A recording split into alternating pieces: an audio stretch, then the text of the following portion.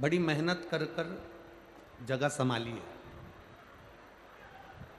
तो इस कथा को इधर से सुनकर इधर मत जाने देना, पूरी की पूरी बांध कर लेकर जाना, जिससे तुम्हारी जिंदगी सार्थक हो सके।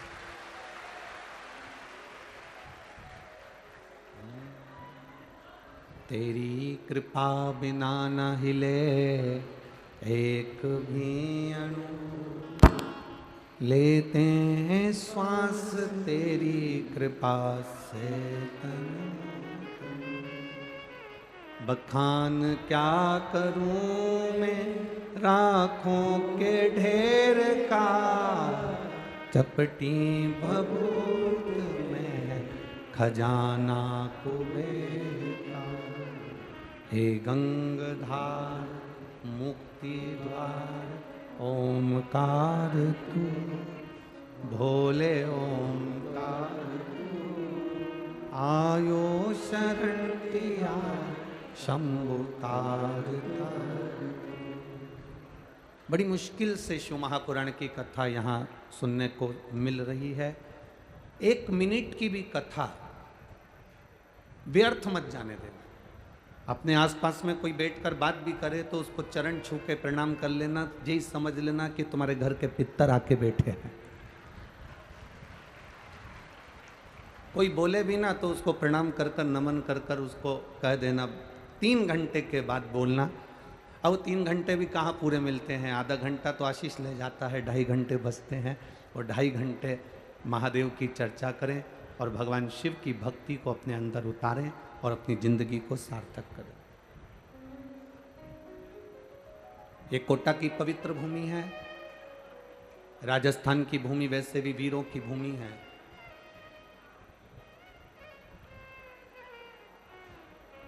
एक निवेदन के साथ में इस कथा को प्रारंभ कर रहे हैं। महाराणा प्रताप ने, श्री महाराणा प्रताप जी ने घास की रोटी खाकर अपने सनातन धर्म की रक्षा करी थी। जब वो घास की रोटी खाकर अपने सनातन धर्म को बचा सकते हैं तो तुम गाय को घास खिलाकर गाय बचा सकते हो, यह निश्चित है।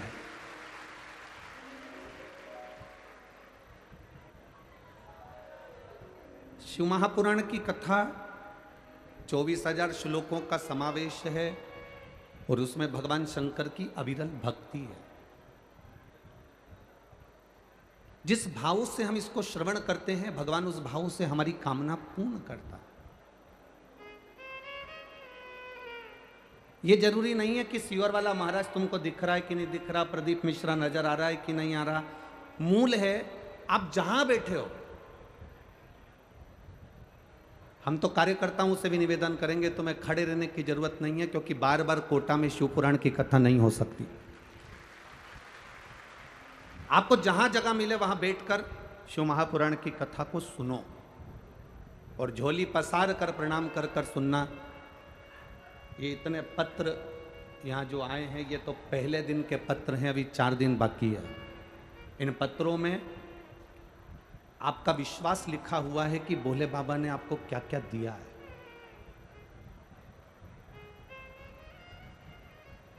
कोटा में तो शिव महापुराण की कथा पहली बार हो रही है। हमारा आगमन पहले नहीं हुआ, परंतु इस स्मरण को आप जहां बैठकर सुन सकते हो। आपके कानों में बस आवाज आना चाहिए। और जिस समय बाबा से प्रार्थना करने का मौका मिले उस समय पर प्रार्थना करो और भगवान से विनती करना कि बाबा मेरे जिंदगी के सारे दुखों को काट दो।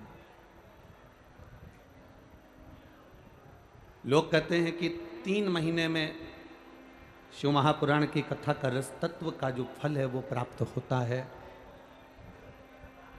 पर एक विश्वास कहता है, आप लोगों ने अगर दिल से सुन ली तो मेरा भोला बाबा 3 महीने तो जाने दो, आज कथा सुनोगे और कल निर्णय देने के लिए तैयार बैठा रहता है। आप इसको भरोसे से सुनो। शंभु शरणे मांगू घड़ी रे दुख काटो, दया करीने दर्शन। भगवान शिव की कथा कहती है, अपनी दृढ़ता को जितना प्रबल करोगे, अपने विश्वास को जितना दृढ़ करोगे, उतना परमात्मा के करीब पहुंचते जाओ, उतने भगवान के नजदीक पहुंचते जाओ।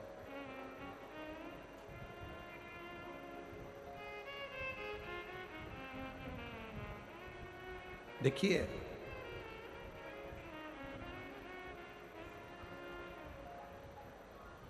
एक बड़े बनने का और एक छोटे बनने का बहुत अंतर है। भगवान नारायण, भगवान विष्णु बैकुंठ का निवास करते हैं और बैकुंठ पर शेषनाग की सैया पर विराजमान रहते हैं। भगवान ब्रह्मा कमल के पुष्प के ऊपर विराजमान रहते हैं। पर मेरे महादेव ना बैकुंठ में रहते हैं, ना ब्रह्मलोक में रहते हैं, ना इंद्रलोक में रहते हैं, ना देवलोक में रहते हैं। मेरे महादेव केवल इस संसार सागर के मृत्यु लोक में जो कैलाश पर्वत है, उस कैलाश पर्वत पर उनका निवास होता है। मृत्यु लोक।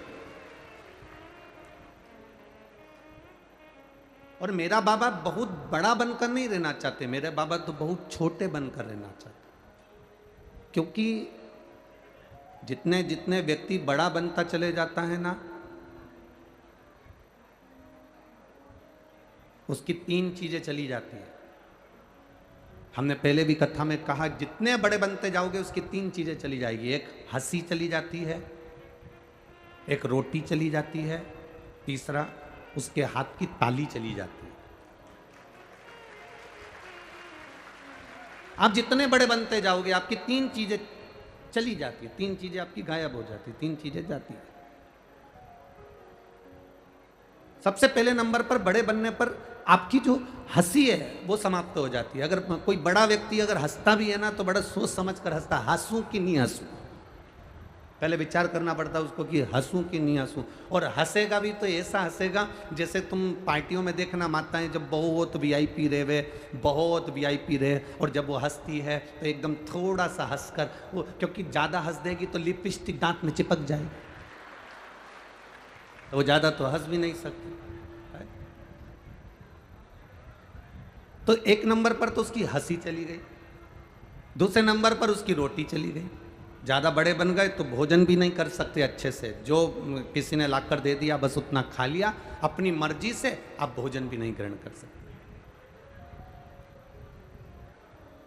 और तीसरे नंबर पर हाथ की ताली। आपको मन को अच्छा लग रहा है कि मेरे को बड़ी प्रसन्नता हो रही है इस संवाद को सुनकर, मुझे बड़ी प्रसन्नता हो रही है इस कथा को सुनकर, मुझे बड़ी प्रसन्नता हो रही है इस आयोजन को लेकर, तो भी आप हाथ से ताली नहीं बजा सकते। क्योंकि ताली भी अगर कोई बहुत बड़ा व्यक्ति बजाता है तो बड़ी सावधानी से थोड़ी सी बजा लेता है, एकदम खुलकर नहीं बजा सकता, वो बजाना मुश्किल है। बड़ा व्यक्ति 2000 के नोट की तरह होता है और छोटा व्यक्ति 1, 2, 5, 10 रुपए की चिल्लर जैसा होता है। अब तुम ईमानदारी से बताना, 2000 का नोट ज्यादा काम आता है कि चिल्लर ज्यादा काम आती है? जम के तो बोलो रे कोटा वालों जरा, चिल्लर ज्यादा काम आती है ना। चिल्लर गरीब के कटोरे से लेकर सेठ की काउंटर तक रहती है, जन्म से लेकर मरण तक चिल्लर रहती है। लोग मुर्दे पर भी फेंक देते हैं। एक छोटे से छोटे काम से लेकर बड़ी से बड़ी फैक्ट्री तक चिल्लर रहती है। और कोई 2000 के नोट से पूछे, क्यों रे 2000 के नोट तू कैसा है, तो वो कहेगा जिस दिन से बैंक से निकला था, पहले तो लोगों की जेब में गया, फिर अटैची में बंद हो गया, अटैची से बोरी में बंद हो गया, बोरी से बंद होकर फिर वापिस अटैची में आया, अटैची से निकलकर अब मैं इस कतार पर आ गया कि बंद होने वाला हूँ, मेरी कोई भाव नहीं बचा। ज्यादा बड़े हो जाओगे, ज्यादा बड़े बन जाओगे तो तुम्हें कैद रहना पड़ेगा, बंद रहना पड़ेगा, संभल कर रहना पड़ेगा। और चिल्लर का काम क्या? छोटे से छोटा व्यक्ति, गरीबड़े से गरीबड़ा व्यक्ति, साधारण से साधारण व्यक्ति अपने आनंद में जीता, अपने खुशी में जीता, अपने सुख में जीता। ये जो कथा हो रही है देव पितर शिव महापुराण की कथा, वो भी पितृपक्ष में जो चल रही है, ये जीवन का एक सुख देने वाली, जीवन का एक आनंद देने वाली, एक रसतत्व प्रदान करने वाली, जिसमें दिल से सुन ली, उसके पूर्वज, उसके पितर पिंड का दान लेने के लिए भी दरवाजे पर नहीं आते और वो देवलोक को चले जाते हैं, भगवान शिव के धाम को चले जाते हैं।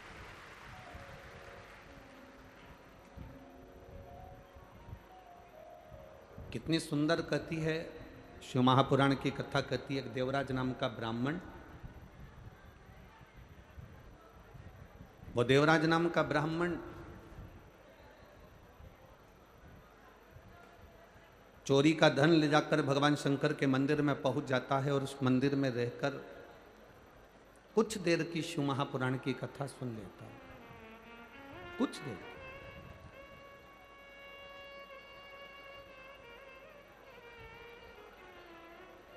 शिव महापुराण में तो कहा गया कि उसने सुनी भी कथा तो कितनी देर की सुनी? मात्र कुछ क्षण की।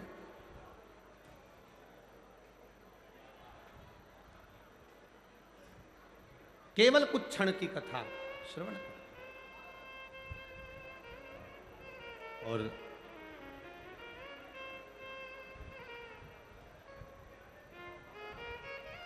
जब शिव महापुराण की कथा सुन रहा था तब शरीर में ताप पड़ रहा था।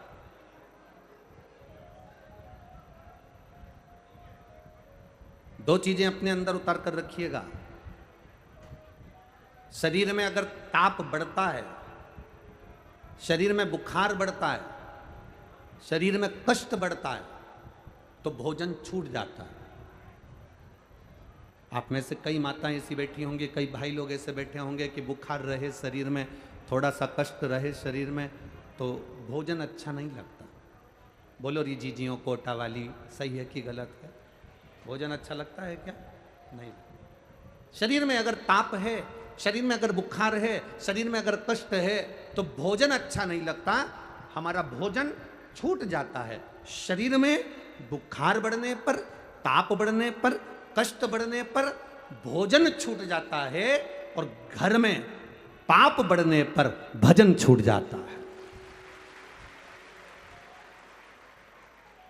जैसे जैसे हमारे घर में पाप बढ़ना प्रारंभ होता है, कोई गलत काम हो रहा है, कोई गलत चीज हो रही है, गलत धन आ रहा है, गलत संपदा आ रही है, गलत दौलत आ रही है, गलत चीजें हो रही हैं, तो हमारा पाप बढ़ता चले जाता है। पाप बढ़ा कि हमारा भजन, हमारा कीर्तन, हमारा मंत्र जाप, हमारा नाम जाप, हमारा स्मरण छूट जाता है। तुम रोज शंकर जी के मंदिर जा रही हो, रोज जल चढ़ाने जा रही हो, रोज भगवान को जल चढ़ा कर आ रही हो, प्रतिदिन भगवान देवादिदेव महादेव को अगर जल चढ़ा कर आ रही हो, और तुम 15 दिन अगर भगवान के मंदिर नहीं जा पाओ, तो विचार करना कि मैंने ऐसा कौन सा पाप कर दिया जो भगवान के मंदिर नहीं पहुंच पाए। मैं परमात्मा के दरवाजे तक क्यों नहीं पहुंचा? मैं परमात्मा की चौखट तक क्यों नहीं गई?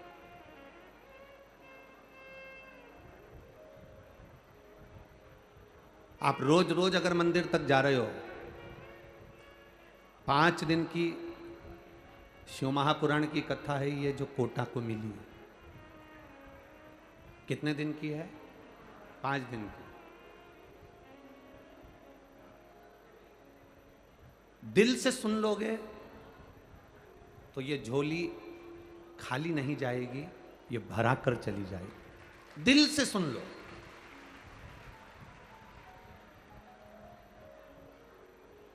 जब घर से चलो तो ये विचार कर कर चलना कि मेरे को जहां जगह मिल जाएगी मैं वहां बैठ जाऊंगी। सुन लो। अपने मुख से कुछ नहीं बोलकर केवल भगवान की कथा का रस तत्व ग्रहण करते चलो।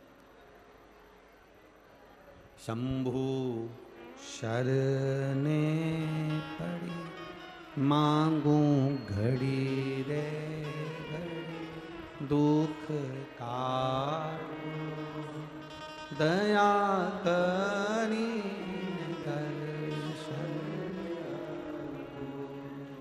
दया करीने दर्शन।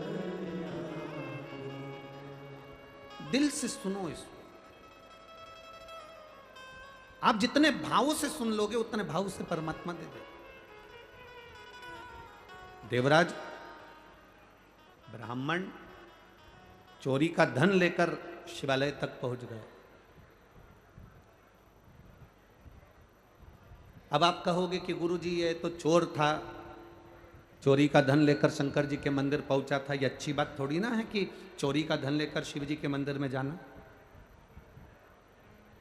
चोरी का धन लेकर भगवान के मंदिर में पहुंचना, ये अच्छी बात थोड़ी ना।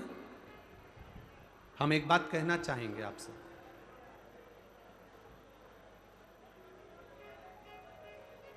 जिंदगी में कितना भी पाप हो जाए, जिंदगी में कितना भी आपने झूठ बोल लिया,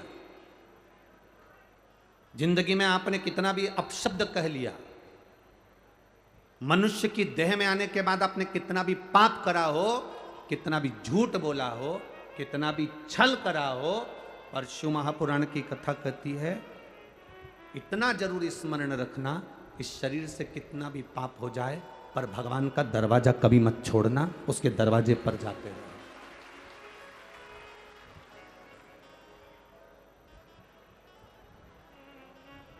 उसका द्वार कभी नहीं छूटना चाहिए, उसका दरवाजा कभी नहीं छूटना चाहिए, कितना भी पाप हो जाए। एक व्यक्ति ने कहा गुरुजी ये देवराज नाम का ब्राह्मण तो पाप करा था, चोरी करा था, चोरी करा हुआ व्यक्ति शंकर जी के मंदिर में काहे को गया? उसको तो धन लेकर अपने घर चले जाना था, चोरी करने के बाद शिव जी के पास क्यों गया? शिव महापुराण की कथा कहती है बच्चा नाली में गिर गया, बच्चा गटर में गिर गया, बच्चा कीचड़ में गिर गया, बच्चा गंदी जगह पर गिर गया, गिरकर बच्चा कीचड़ में से निकला। मोहल्ले के लोग, कॉलोनी के लोग, सोसाइटी के लोग, जहां रहने वाले लोग हैं वो उस बच्चे को गले से नहीं लगाएंगे, उस बच्चे को चुप नहीं करेंगे, बच्चे से दूर से बोलेंगे भैया चुप हो जा, भैया चुप हो जा, भैया पानी ला दो, इसको पानी दे दो। मोहल्ले के लोग उस बच्चे को, मोहल्ले के लोग उस बच्चे को पानी दे देंगे, मोहल्ले के लोग उस बच्चे को चुप कराने का प्रयास करेंगे, पर मोहल्ले के लोग बच्चे को गले से नहीं लगाएंगे, मोहल्ले के लोग कभी उसको गले से नहीं लगाएंगे। बच्चा जब पानी में गिरता है, बच्चा जब कीचड़ में गिरता है, बच्चा जब गंदी जगह पर गिरता है, उसको गले लगाने वाला कोई नहीं होता, उसको गले लगाने वाला केवल उसकी माँ और उसका पिता, दो होते हैं जो बच्चे को गले लगा लेते हैं। बच्चा कितना भी कीचड़ में गिर गया, बच्चा कितनी भी गंदगी जगह में गिर गया, बच्चा कितनी भी गंदगी में गिरा हो, पर माँ बाप ये नहीं देखते कि मेरा बेटा कीचड़ में गिरा कि गंदगी में गिरा। माँ बाप तो उसको चुप कराने के लिए अपने गले से लगा लेते हैं, अपने गले से उसको लगाकर अपनी गोदी में बिठा लेते हैं। उसी तरह जैसे गंदे बच्चे को भी माता पिता अपने गले से लगाते हैं, उसी तरह व्यक्ति कितना भी पाप करा हो, मेरा महादेव उसको गले से लगाता जरूर है, वो अपने हृदय से लगाता है। कर लिया उसने पाप, गलत काम हो गया, पर उसको अपने हृदय से।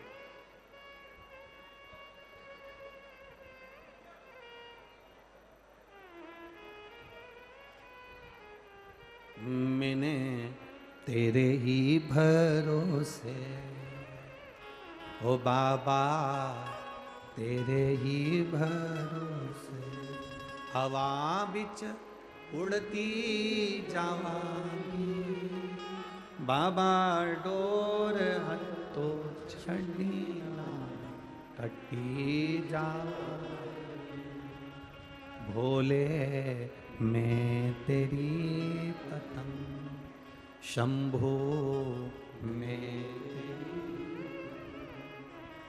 हम कितने भी पाप कर्म कर बैठे हो, हम कितना भी झूठ बोल बैठे हो, हम कितना भी गलत कर्म कर बैठे हो, पर महादेव के मंदिर में एक लोटा जल जब हम लेकर पहुंचते हैं, देवाधिदेव महादेव के मंदिर में शंकर जी को एक लोटा जल जब हम धीरे धीरे दिल से बाबा का गुणगान कर कर समर्पित करते हैं, बाबा जान जाता है कि ये पापी है, झूठा है, छली है, कैसा भी है, पर मेरा बेटा है, इसलिए मेरे दरवाजे पर आया है, मुझे गले लगाना। आपने सौंप दिया उसको, आपने अपनी जिंदगी का सारा भार सौंप दिया। देवराज नाम का ब्राह्मण, उसको नहीं मालूम था कि शंकर के मंदिर में जाने का फल क्या है। शिव महापुराण की कथा कहती है शिव जी के मंदिर के सामने से निकलकर जाने का भी फल प्राप्त होता है। 1000 अश्वमेध यज्ञ के बराबर शंकर की चौखट के सामने से निकलकर जाने का फल मिल जाता है। बोल बम का नारा है, आवाज नहीं आई तुम्हारी है, आवाज थोड़ा तेज कर बोल बम का नारा है, सारी समस्या का हल। और वो होता है। ये अभी हम पत्र ज़्यादा नहीं पढ़े, हमने तो केवल ये अभी 3-4 पत्र पढ़े हैं। इन पत्रों में किसी ने लिखा, देखिए,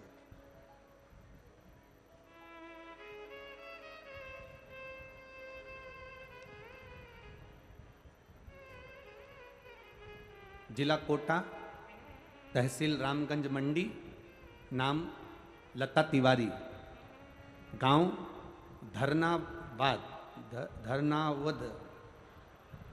क्या नाम है, तुम समझ गए ना, बस चलेगा, ठीक है। और मोबाइल नंबर ये है। कहीं बैठी हैं, दिख गई क्या, कहाँ बैठी हैं, हाथ हिलाओ जरा, हाँ जी दिख गए, ठीक है। एक बार वापिस हाथ हिला दो। श्री शिवाय नमस्तुभ्यम। गुरुदेव, मैं क्या वर्णन करूं, मेरी सास के गले में बहुत बड़ी गठान हो गई थी, खाना छूट गया था, डॉक्टरों को दिखाया तो डॉक्टरों ने कहा इसका ऑपरेशन होगा और गठान है, शायद ये जांच के लिए मुंबई जाएगी और बड़ी बीमारी के योग हैं। गुरुदेव, अब करें क्या? डॉक्टरों ने कह दिया कि गठान बड़ी है, इसका इलाज भी होगा, ऑपरेशन भी होगा और जांच के लिए भी जाएगी और कुछ कह नहीं सकते। तब मेरी बेटी ने उनसे कहा, दादी माँ आप शिव जी की कथा सुना करो, कभी 2 बजे आती, कभी 1 बजे आती, आस्था चैनल पर आती। आसन लगा कर दिल से सुनना, शिव जी को 1 लोटा जल चढ़ाकर उसका आचमन करना। दादी कैसे जाए, शरीर का कष्ट था, जाना आना बड़ा मुश्किल था, खाना तो बहुत पहले से छूट गया था कि खाना भी नहीं खा सकती थी गठान के कारण। बेटी शंकर जी के मंदिर जाती, जल चढ़ाकर कटोरी में पानी झेलकर अपने लाकर देती। मैं बाबा का क्या वर्णन करूं गुरुदेव, जिस गठान का ऑपरेशन 10 दिन के अंदर होना था, मैंने बाबा से कहा बाबा ज़्यादा दिन नहीं हमारे पास में, आप कुछ ऐसी कृपा करो कि गठान गल जाए। जिसका ऑपरेशन 10 दिन के अंदर होना था, बाबा की कृपा से शिव जी पे चढ़े हुए जल को पीकर 10 दिन के अंदर गठान गल गई गुरुदेव, और मैं बाबा को यहाँ प्रणाम करने के लिए आया। ये शिव तत्व। ठीक हो जी, हाथ हिला दो एक बार वापिस। हर हर महादेव। बैठिए। श्री शिवाय नमस्ते। एक पत्र और आया है, देखिए। मैं यशोदा राठौर, निवासी भेस रोडगढ़, ठीक है, समझ रहे हो ना तुम लोग? हाँ, बस तुम समझ जाना, बाकी के तो चैनल वाले सब समझ जाएंगे, ठीक है। मैं यशोदा राठौर, निवासी भैंसरोडगढ़, जिला चित्तौड़गढ़, राजस्थान से हूँ। कहीं बैठी हैं? कहीं बैठी हो तो हाथ हिला देना। एक तो पंडाल भी तो इतने सारे लगे हैं, अभी तक कथा में 3 पंडाल लगते थे, यहाँ तो 8-10 लगा मारे तुम लोगों ने, बहुत सारे हो। कहीं बैठी हो तो हाथ हिला सकती हैं। मैं यशोदा राठौड़, निवासी भैंसरोडगढ़, जिला चित्तौड़गढ़, राजस्थान। मोबाइल नंबर ये है। जिन्होंने पत्र में लिखा है, गुरुदेव 3 साल से मेरे दाहिने पैर की नस ब्लॉक हो गई थी, डॉक्टर ने कहा था तुम्हारा शरीर धीरे धीरे ये पाँव ब्लॉक होते चले जाएगा, नसें काम करना बंद करती जा रही थी, एक बीमारी के अंतर्गत शरीर से चलना बंद हो गया था। गुरुदेव सारी दवाइयाँ कराई, बड़े से बड़े हॉस्पिटल में, बड़े से बड़े शहर में जाकर इलाज करवाया, पर आराम नहीं मिला। तब हमारी पड़ोसन ने कहा कि शिवजी पे चढ़ी हुई बेलपत्र खिलाओ। हमने वो शंकर भगवान पर चढ़ी हुई बेलपत्र देना प्रारंभ करी, और बाबा की कृपा से, आप कहते हो ना गुरुजी, पंडाल में बैठकर जो मांगा जाता है वो मिलता है। हम उनको लेकर अगस्त के महीने में दतिया की कथा में पहुंच गए। दतिया की कथा में हमने 3 दिन कथा सुनी और बाबा से प्रार्थना करी कि बस पाँव से चलना प्रारंभ कर दें। इनके शरीर की नसें ब्लॉक हो गई हैं, डॉक्टर के हिसाब से ये चल नहीं पाएंगे। हमने बाबा से प्रार्थना करी। दतिया से 3 दिन बाबा को झोली पसार कर नमन कर कर वापिस आए और बाबा की आप कहते हो गुरुजी 3 महीने में बाबा सुनता है, 2 महीने के अंदर चलना प्रारंभ कर दिया और नसें खुल गई डॉक्टर के हिसाब से कि आप ठीक हैं।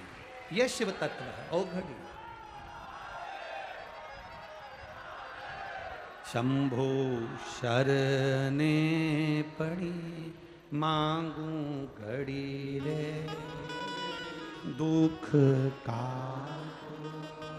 दया करी ने दर्शन। देवराज नामक का ब्राह्मण चोरी कर रहा, धन लेकर शिवजी के मंदिर में चला। अच्छा करो चाहे बुरा करो, पर भगवान का मंदिर कभी मत छोड़ो, भगवान का दरवाजा कभी मत छोड़ो। अगर आप भगवान का दरवाजा नहीं छोड़ोगे तो भगवान भी तुम्हारा हाथ जिंदगी में कभी नहीं छोड़ने वाला है, ये निश्चित।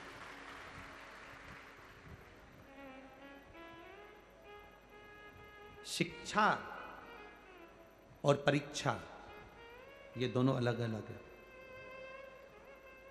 एक कोटा की जो नगरी है ये तो वैसे भी एजुकेशन में, विद्या में, पढ़ाई में आगे रही है। यहाँ पर पूरी दुनिया के बच्चे कोटा में कोचिंग करने के लिए आते हैं। यहाँ शिक्षा का केंद्र बिंदु है। मेरा एक निवेदन इस शिक्षा विद्याध्ययन करने वालों के लिए भी, शिक्षा और परीक्षा दोनों अलग अलग पहलू हैं।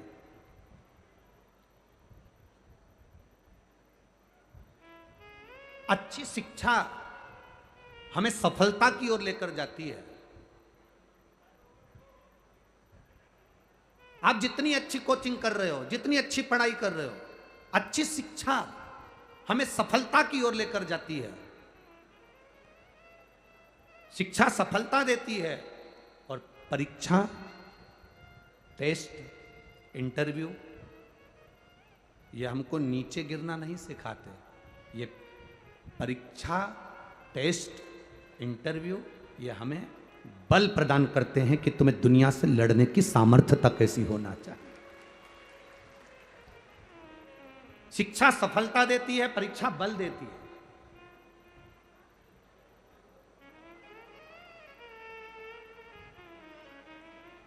पर ना जाने क्यों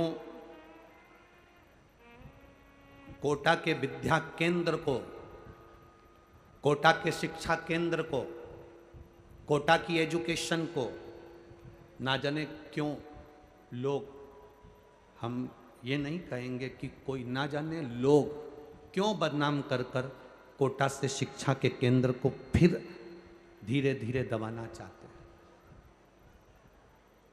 मेरा निवेदन बच्चों से, विद्या अध्ययन करने वालों से, पढ़ाई करने वालों से कि तुम्हारे माता पिता ने तुम्हें पढ़ने के लिए भेजा, तुम्हारे माता पिता ने ये नहीं कहा कि वापिस लौट कर आएगा और अच्छे से टेस्ट देकर आएगा। नहीं, अगर तू अच्छे से पढ़ेगा नहीं, अच्छे से विद्या अध्ययन नहीं करेगा, तेरा अगर कंपनी में नहीं होगा, तू अच्छी एजुकेशन धारण नहीं करेगा, तो माता पिता ने ये नहीं कहा कि तू लौट कर मत आना। माता पिता ने ये कभी नहीं कहा कि तू वापिस मत आना। माता पिता कहते हैं पढ़ने के लिए जा रहे हो, विद्या अध्ययन करने के लिए जा रहे हो, चिंता मत करना, दिल से पढ़ाई करना, दिल से पढ़ाई कर कर दिल से इंटरव्यू देना, दिल से टेस्ट देना, दिल से परीक्षा देना। पास हो गए कोई बात नहीं, असफल भी हो गए कोई बात नहीं, तुम्हारे माता और पिता का घर तुम्हारे लिए इंतजार कर रहा है। तुम्हारे माता पिता का घर तुम्हारे लिए इंतजार कर रहा है। ये महादेव का जो घर होता है, महादेव का जो मंदिर होता है, महादेव का जो शिवालय होता है, भगवान शंकर का जो देवालय होता है, ये होता क्या है? मेरे महादेव हैं कौन? जगत के पिता।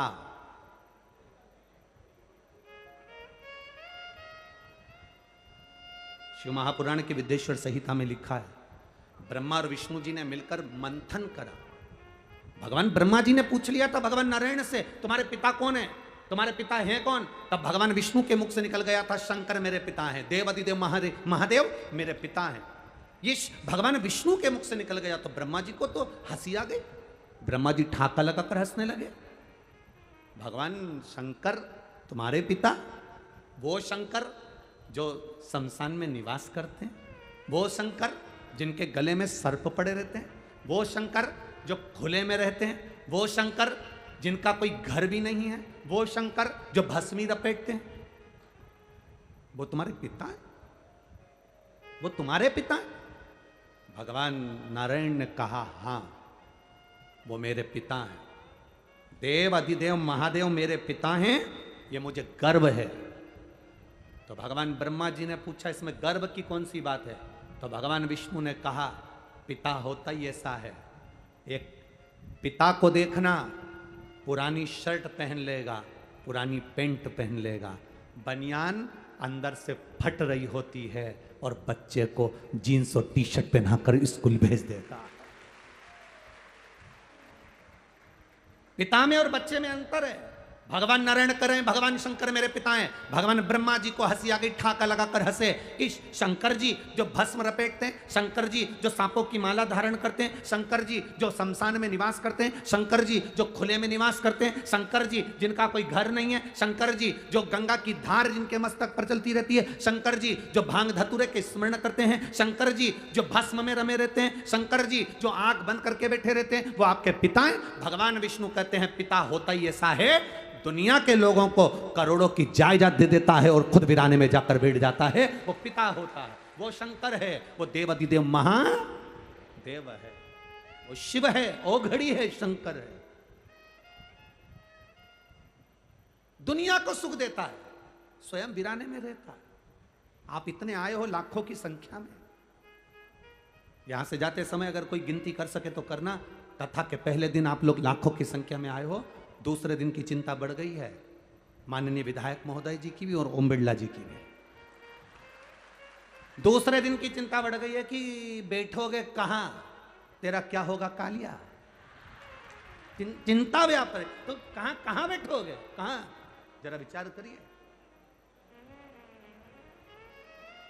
किस जगह पर विराजोगे। और जितने तुम अंदर भरे हो ना इस ग्राउंड में, उससे आधे बाहर पेड़ों के नीचे रोडों पर बैठे हुए हैं, जहां जहां आवाज जा रही है लोगों के पास, जहां तक आवाज पहुंच रही है वहां आधे वहां भी हैं, गाड़ियों के पास, ग्राउंड के पास।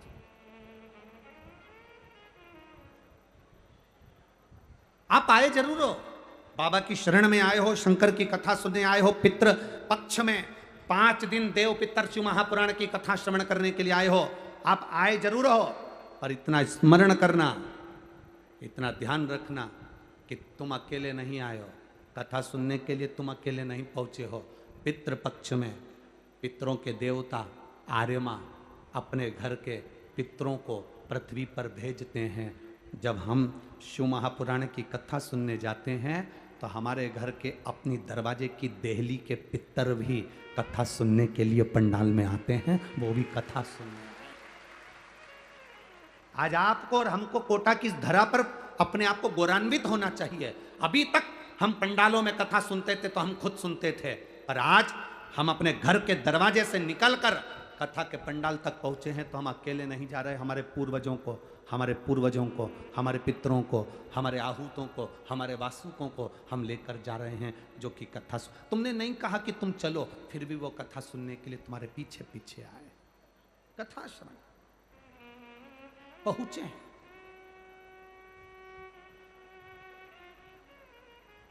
देवराज चोरी करा, धन लेकर शिवजी के मंदिर गया,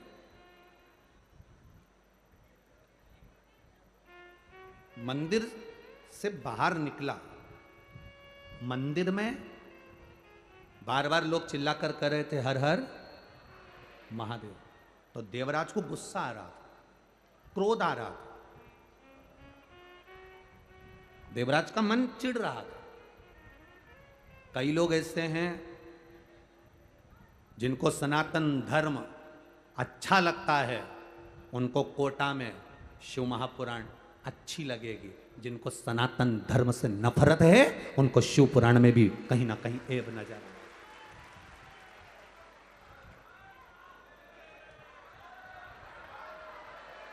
जो सनातन धर्म के विरोधी हैं, जिनको सनातन धर्म से प्रेम नहीं, जिनको सनातन धर्म की श्रेष्ठता नहीं, जो नहीं जान पाते कि सालासर में हनुमान विराजते हैं, जो नहीं जान पाते खाटू श्याम में मेरा श्याम विराजता है, जो नहीं जानते मथुराधीश में द्वारकाधीश विराजता है, जो नहीं जानते कि सुंदर रुणिचा की भूमि में भगवान स्वयं रामदेव वाला रामदेव बाबा विराजता है, जो नहीं जानते कि इस मेहंदीपुर की भूमि में मेहंदीपुर का बालाजी विराजता है। सारी दुनिया का लोग कहते हैं शिक्षा का केंद्र बिंदु कोटा है, राजस्थान है। हम कहते हैं पूरी दुनिया के पूर्वजों, पितरों और उनके पूर्वजों का केंद्र बिंदु भी राजस्थान ही है। केंद्र बिंदु ये एक शब्द नहीं बोलते। कोई पानी की टंकी दान कर देता है तो वहां लिखा रहता है भामाशाह। बोलो बोलो, सही है कि गलत है? अरे जम के तो बोलो रे कोटा वालों, सही है। हमने तो सुना था कोटा वाले बोलते बहुत हैं, पर तुम लोग तो ऐसे चुप होके बैठे हो कि जवाब भी नहीं दे रहे हो। राम जी है तो तुम जो पूछा जाए तब बोलो है, बाकी के टाइम तो चुप रहो तो अच्छा है हो? तो लोग लिखते थे कोई ने पानी की टंकी दान करी तो के भामासा, कोई ने साइकिल दान करी तो के भामासा। भामासा का मतलब मालूम है तुम लोगों को? कौन था भामासा? महाराणा प्रताप जब जंगल में चले गए, सारी सत्ता जब विधर्मियों ने ले ली, तब एक राजस्थान का ऐसा सेठ जिसका नाम था भामाशाह, उसने महाराणा प्रताप के पास में जाकर कहा मेरी विरासत की सारी जायदाद तेरी है, पर इन मुगलों को मारकर फिर सत्ता स्थापित कर।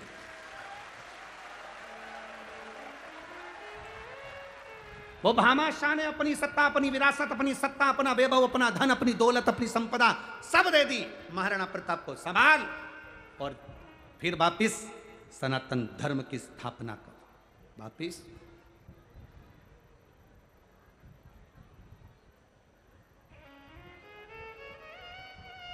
जरा विचार करना जरा, उन्होंने तो अपनी पूरी प्रॉपर्टी दे दी थी, तुम अगर कहीं का आ जाए तो अपनी बैठने की जगह नहीं दो।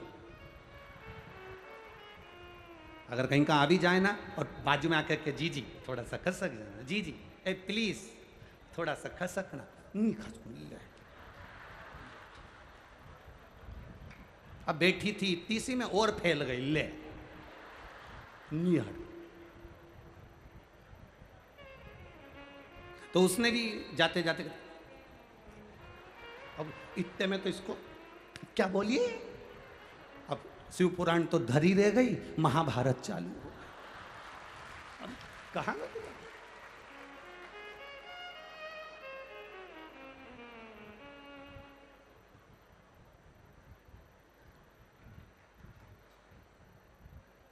अरे भाई शिव कथा कह रही है, शिव महापुराण की कथा कह रही है। देवराज गलत है, पर शंकर जी के चरणों में पहुंच गया। कैसे हो आप शंकर के द्वार जाओ, कितना भी गलत काम करा हो तो भी शंकर के द्वार जाओ। दुनिया के लोग हंसे तो भी शंकर के द्वार जाओ। जल चढ़ाने जाओ तो लोग ताना दे तो भी शंकर के दरवाजे जाओ।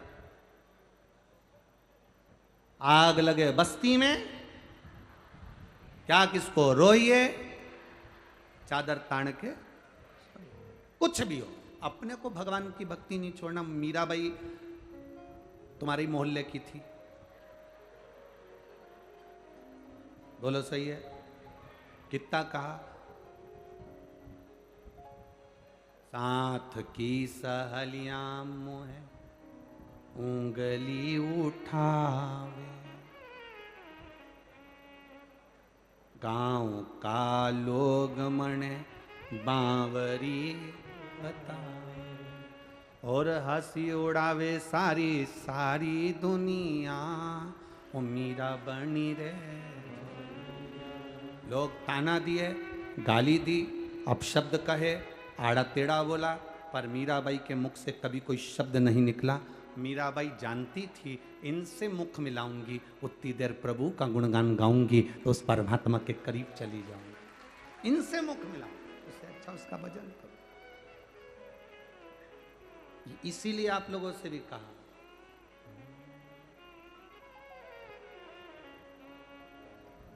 अपनी किस्मत का ताला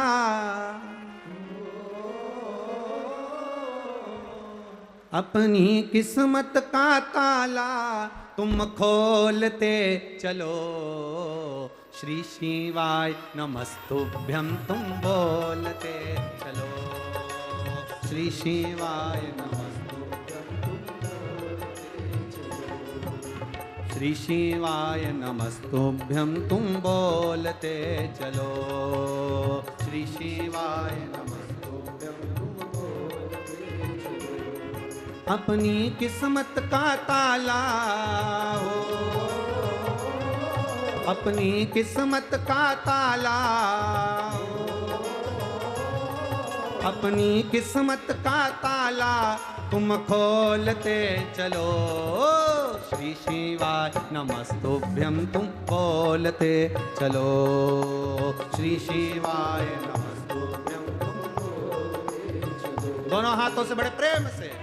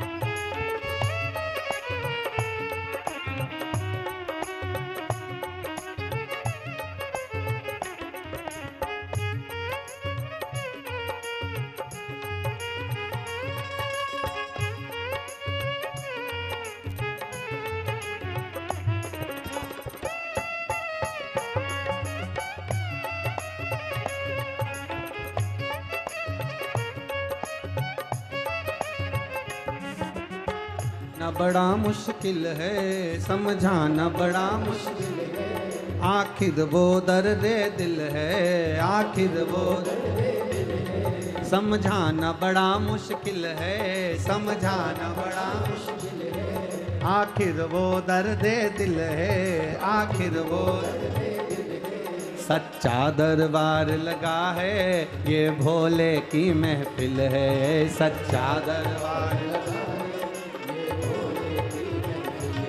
सच्चा दरबार लगा है ये भोले की महफिल है, सच्चा दरबार लगा है ये भोले की महफिल है। इन्हों को डमरू वाले का हो, नैनों को काशी वाले का हो, नैनों को डमरू वाले का दीदार चाहिए, वो काशी रहने वाला भोलानाथ चाहिए, वो काशी रहने वाला भोलानाथ चाहिए, वो काशी रहने वाला भोलानाथ चाहिए, वो काशी रहने वाला भोलानाथ चाहिए। अपनी किस्मत का ताला, अपनी किस्मत का ताला, अपनी किस्मत का ताला तुम खोलते चलो, श्री शिवाय नमस्तुभ्यं तुम बोलते चलो, श्री शिवाय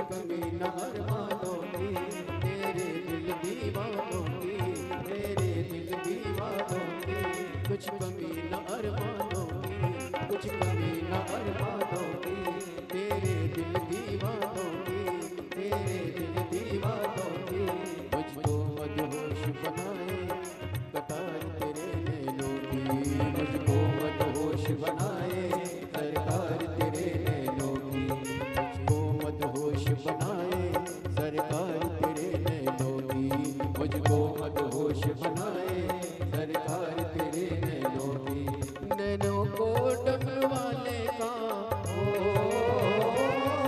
नैनों को डमरू वाले का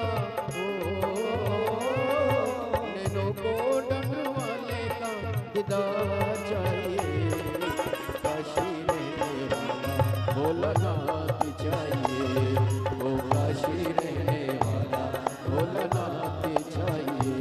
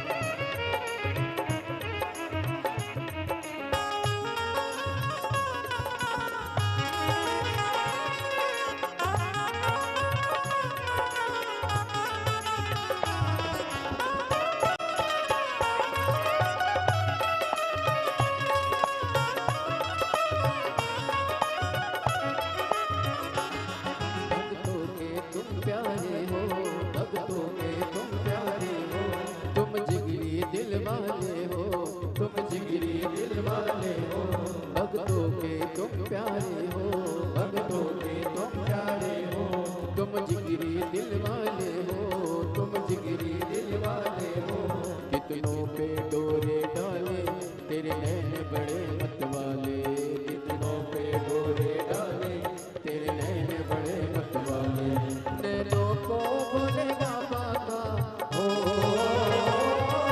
नैनों को भोले बाबा का हो, नैनों को भोले बाबा का दीदार चाहिए, वो काशी रहने वाला भोलानाथ चाहिए, वो काशी रहने वाला भोलानाथ चाहिए, अपनी किस्मत का ताला हो,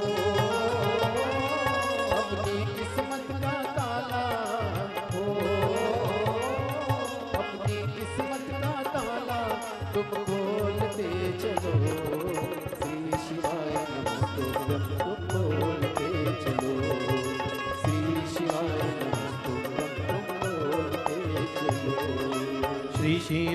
नमस्तुभ्यं तुम बोलते चलो, श्री शिवाय नमस्तुभ्यं तुम बोलते चलो, अपनी किस्मत का ताला, अपनी किस्मत का ताला, अपनी किस्मत का ताला तुम खोलते चलो, श्री शिवाय नमस्तुभ्यं तुम बोलते चलो,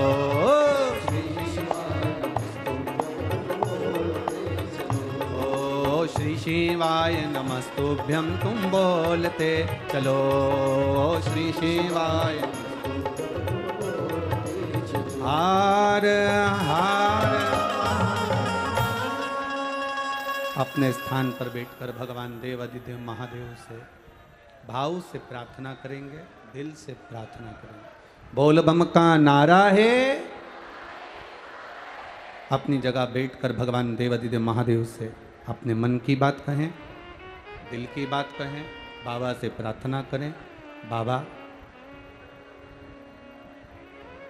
कोटा नगर के इस पावन कथा पंडाल में बैठकर आपसे प्रार्थना भाव से करें। जहाँ जगह मिले वहाँ बैठ जाओ, जैसी जगह मिले वैसे बैठ जाओ और दिल से प्रार्थना करना सब। और जो लोग टीवी पर कथा सुन रहे हैं आस्था चैनल पर, वो आस्था चैनल पर, जो फेसबुक यूट्यूब पर श्रवण कर रहे हैं फेसबुक यूट्यूब पर, बड़े प्रेम से बाबा से प्रार्थना करिए। जिसको आता है साथ में बड़े भाव से धीरे धीरे आराम से बोलिए, श्री शिवा नमस्तो, श्री शिवा नमस्तो, श्री शिवा नमस्तो, श्री शिवा नमस्तो, श्री शिवा नमस्तो। भोला सब दुख काटो, ओ भोला सब दुख काटो। शिव शंकर जपूं तेरी माला, भोले बाबा जपूं तेरी माला। भोला सब दुख काटो, ओ भोला सब दुख काटो। वेश है मंगल मंगलकारी, वेश है मंगल मंगलकारी। शमशान वासी हमारा,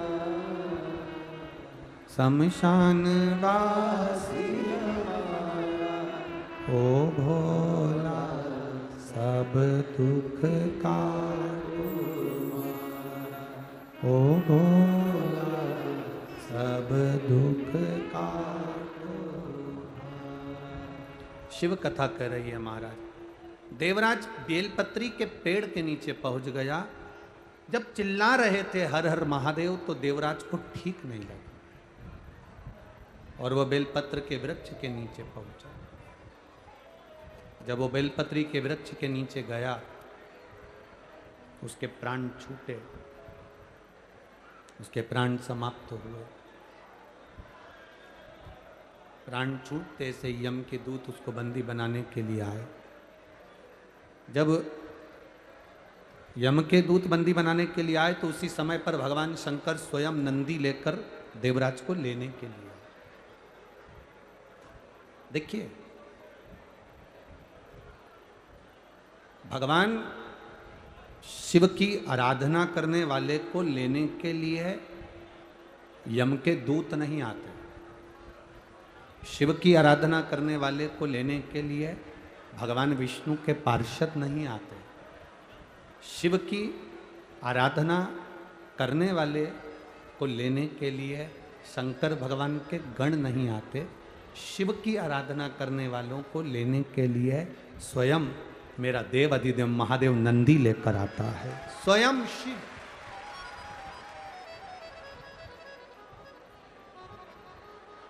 स्वयं मेरा शंकर आता है, स्वयं।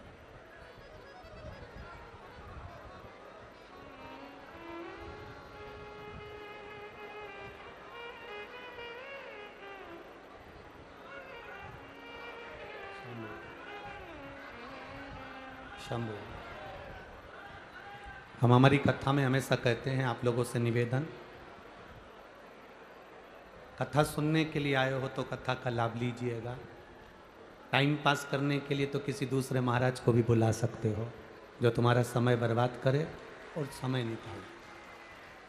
आपसे निवेदन पहले भी करा है, अपने घर से 2 पानी की बोतल लेकर चलो। बोलते हैं कि नहीं बोलते? बोलो, जम के बोलो जरा। बोलते हैं ना? 2 पानी की बोतल लेकर चलो, छाता साथ में लेकर चलो, कुछ खाने का सामान लेकर चलो दूसरे को खिलाने के लिए। पर कथा ना छूटे। तुम्हारे पास में भी अगर कोई पानी बांट रहा हो तो उसके हाथ जोड़ लो कि मेरे को 2.5 घंटे की कथा सुन लेने दो, उसके बाद तुम्हें जो करना है करो। पर निवेदन, थोड़ा कथा पर ध्यान। बहुत ये विधायक जी ने, माननीय श्री संदीप शर्मा जी ने बहुत भाव से इस कथा को लिया है और अपने क्षेत्रवासियों के लिए, कोटावासियों के कल्याणार्थ लिया। हम तो कहेंगे एक बार माननीय विधायक महोदय जी संदीप जी शर्मा जी के लिए जोरदार ताली बजाओ, जिन्होंने इतनी मेहनत कर इस कथा को लिया। दिल से सुन लो। अपने घर से आओ तो 2 पानी की बोतल साथ लेकर चलो, जो तुमको लगता है वो प्रेम से लेकर चलो। कथा में तुम्हें नींद आए तो गादी तकिया भी साथ लेकर चलो, मना नहीं है, पर दिल से सुनना। कथा शिव की कथा है।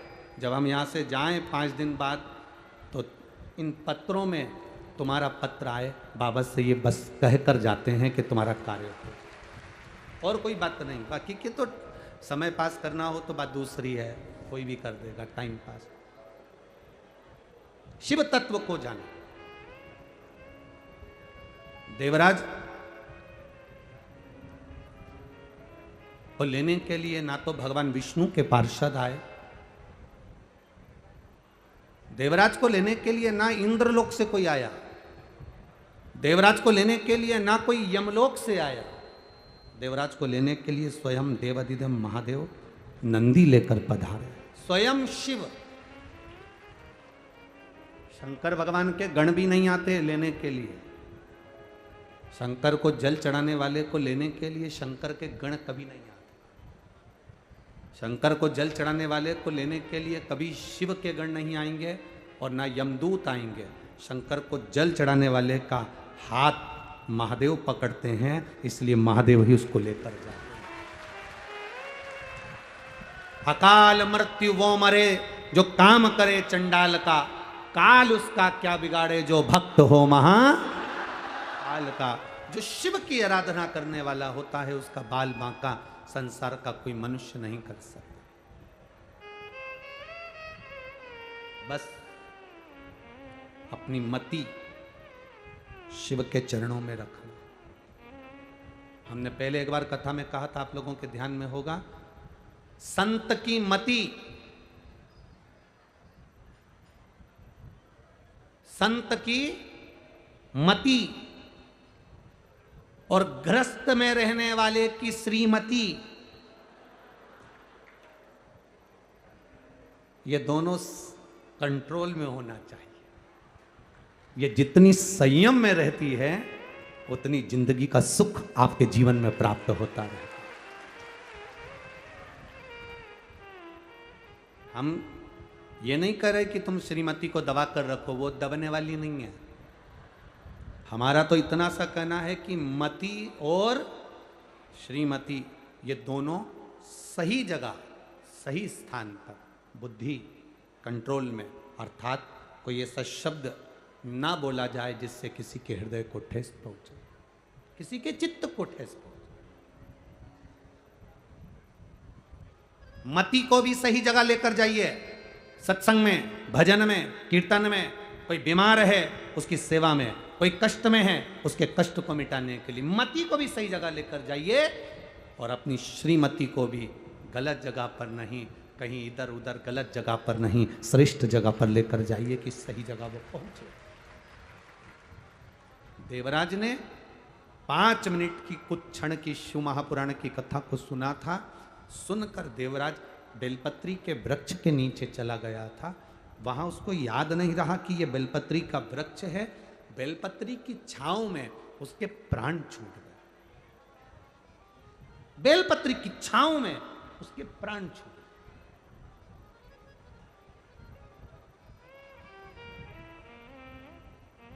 गए। एक तुलसी का दल, तुलसी का जल, तुलसी का चरणामृत हम पीते हैं, वह हमारे शरीर में 8 दिन तक तुलसी का दल, तुलसी का जल 8 दिन तक हमारी इंद्रियों को संयम में रखता है। कितने दिन तक? 8 दिन तक। विष्णु पुराण कहती है बेलपत्री, एक बेलपत्री का आधे से आधा पत्ता भी, या भगवान शंकर पर चढ़ा हुआ जल, या बेलपत्री का आधे से आधा पत्ता भी, या एक पत्ता भी हम ग्रहण करते हैं, शिव जी पे चढ़े हुए जल को हम पीते हैं, तो हमारी इंद्रियों में तुलसी का जल 8 दिन तक रहता है, बेलपत्री का जल, बेलपत्री का पत्ता 1.25 महीने तक हमारे उदर में हमारी इंद्रियों को संयमित करता है। 1.25 महीने तक बेलपत्री का पत्ता हमारी इंद्रियों को संयमित करता है। अब कहोगे गुरुजी ये कथा कहाँ की है, तो आप स्मरण करिए राजा कर्ण।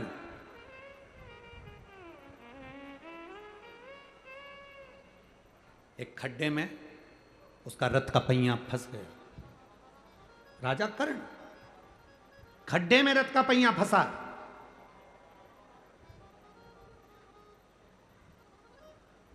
स्वयं रुक्मणी जी ने कहा भगवान कृष्ण से, आपने ये कर्ण मर रहा था और आपने अर्जुन का साथ दिया।